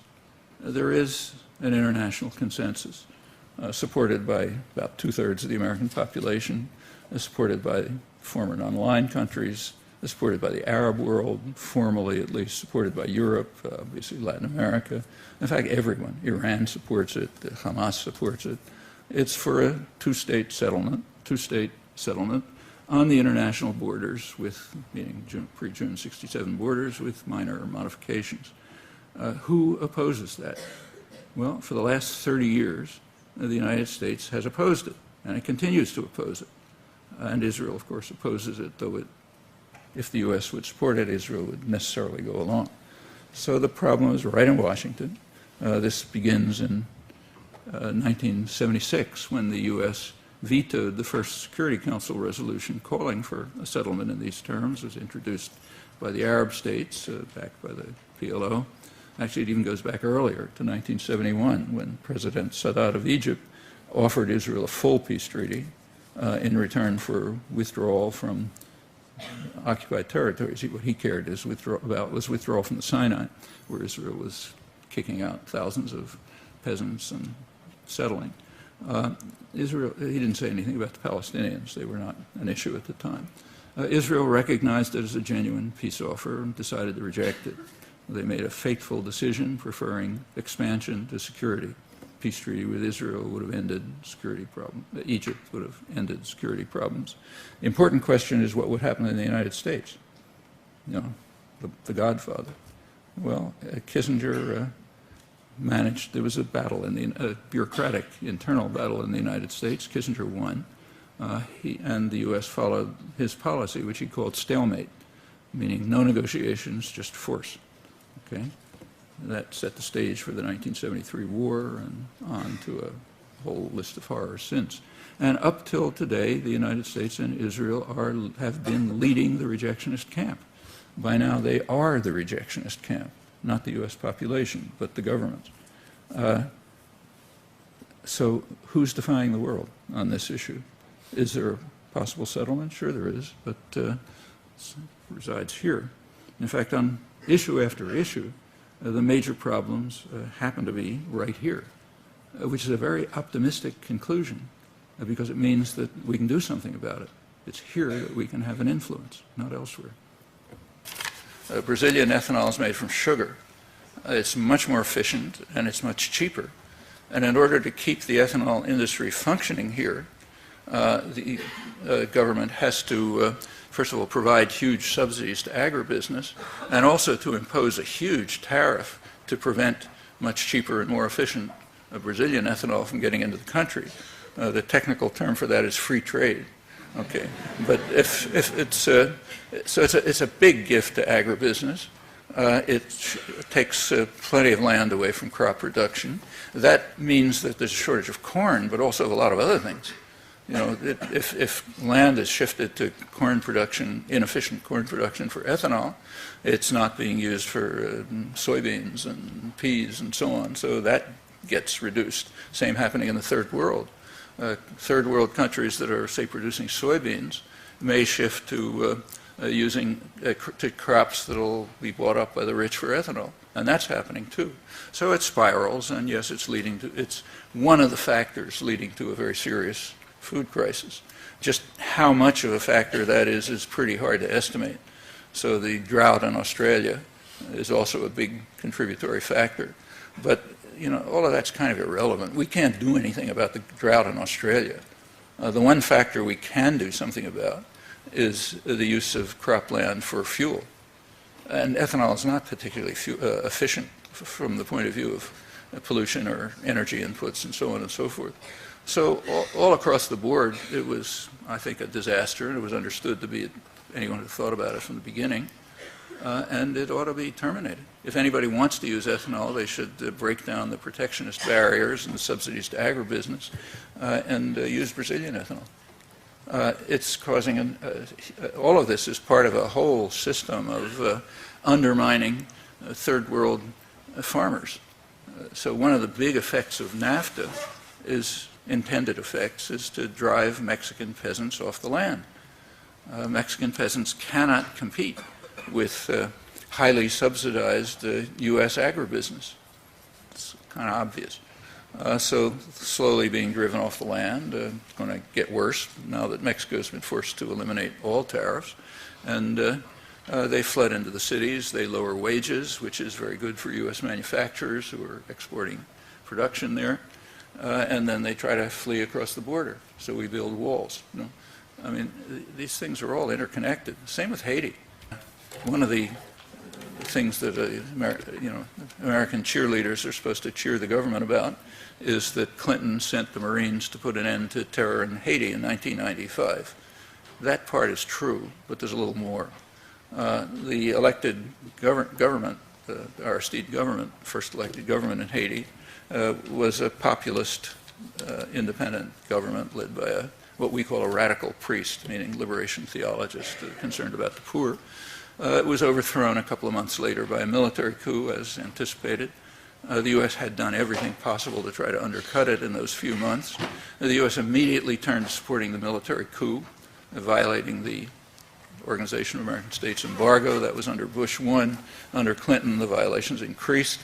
Clinton actually authorized the Texaco Oil Company to send oil to the military junta and the rich elite in violation of his own presidential order. In 1995, Clinton decided that the population had been tortured enough, and it was pretty miserable. I was there for a while. So he figured that's enough. We'll let the elected government go back, but on a condition. The condition was that they accept a very harsh neoliberal regime. I mean, drop all your tariffs, drop all support for local production, and so on. Well, the outcome was completely predictable. I'm not saying it in retrospect. I and others wrote about it at the time. Haitian rice farmers are pretty efficient, but they cannot compete with highly subsidized U.S. agribusiness exporters. So now Haiti's short of food, and you're getting food riots. Yeah, predictably. That's the consequence of following such policies. And again, it doesn't take genius to figure them out. It's kind of like an elementary school student can figure it out. And this is happening in many places. So your point is very significant. There is a major food crisis, and we're not helping. You're right that the war in Iraq is restrained by comparative standards. Killed 100,000 people, maybe over 1 million, may have destroyed the country forever. It's worse than the Mongol invasions and so on. Yeah, but that's restrained. For example, it's nothing like the attack on Vietnam. I'm not even close. The Iraq War has never reached the scale of Vietnam in about 1965. You know, at that time there was no protest. And there are a couple of reasons for that.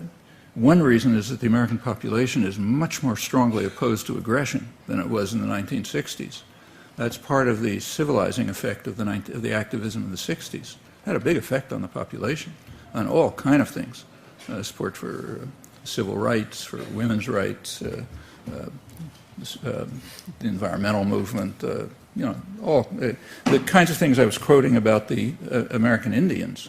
Those were standard attitudes in the 60s, not even questioned. The kind of things that kids were reading in school texts, say my own children in the late 60s, you couldn't find in the most backward, crazed part of the country today. It wouldn't be permissible. All of this is a civilizing fact. That's why the 60s are constantly condemned as the time of troubles, you know, kids going crazy and so on. They committed a crime. They civilized the country. And one of the forms of civilization was opposition to aggression. So contrary to what is commonly said, protest against the Iraq War is far beyond protest against the Vietnam War at any comparable stage. At this stage of the Vietnam War, there was no talk about withdrawal. In fact, the first book on withdrawal was written by Howard Zinn, who you know, and it was, I think, 1967. That's a time when there was 500,000 American troops there. The countries had been torn to shreds, extended to the, and that could barely be mentioned because it was so far out.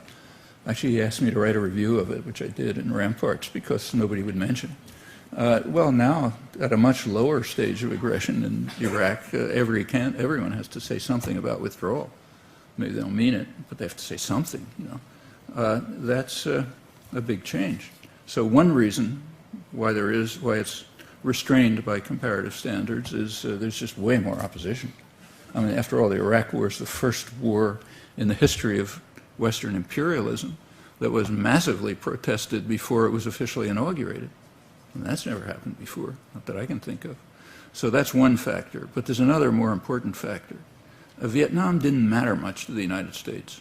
I mean, if the country was wiped off the map, the U.S. didn't care. I mean, Eisenhower tried to build up some support for his early stage of the war by talking about tin and rubber and so on, but that was a joke.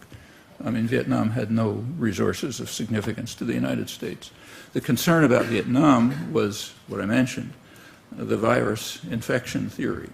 There was deep concern that successful independent development in Vietnam might spur others to take on the same efforts.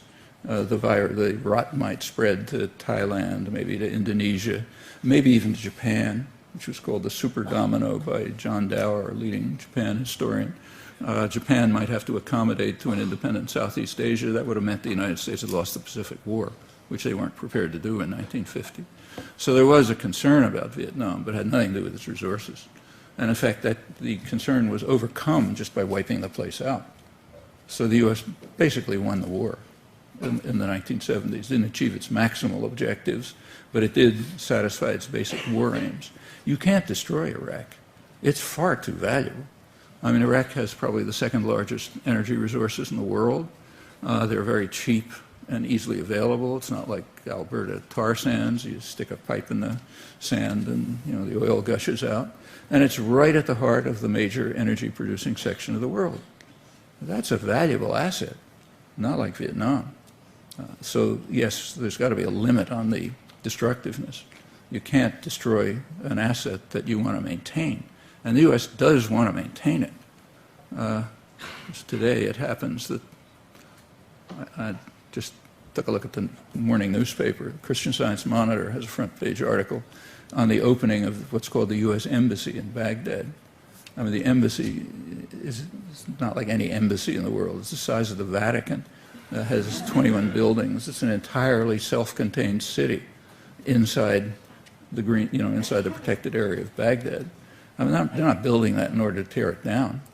The major air bases that are being built around Iraq are huge facilities, and they are not being built with the intent of tearing them down. And they're supported by the Democrats. They fund them. And the idea clearly is to try to figure out some way to establish a client government which will be able to function, but much like the government in Chechnya functions. They're Chechens, they have their own security forces, or like, say, the Vichy government under the Nazis. It was a French government, French security forces, French police, French officials, and so on. The Germans sort of hanging around in the background. Actually, it's pretty much the way the Russians ran most of Eastern Europe. It was Czech troops, Polish troops, and so on and so forth.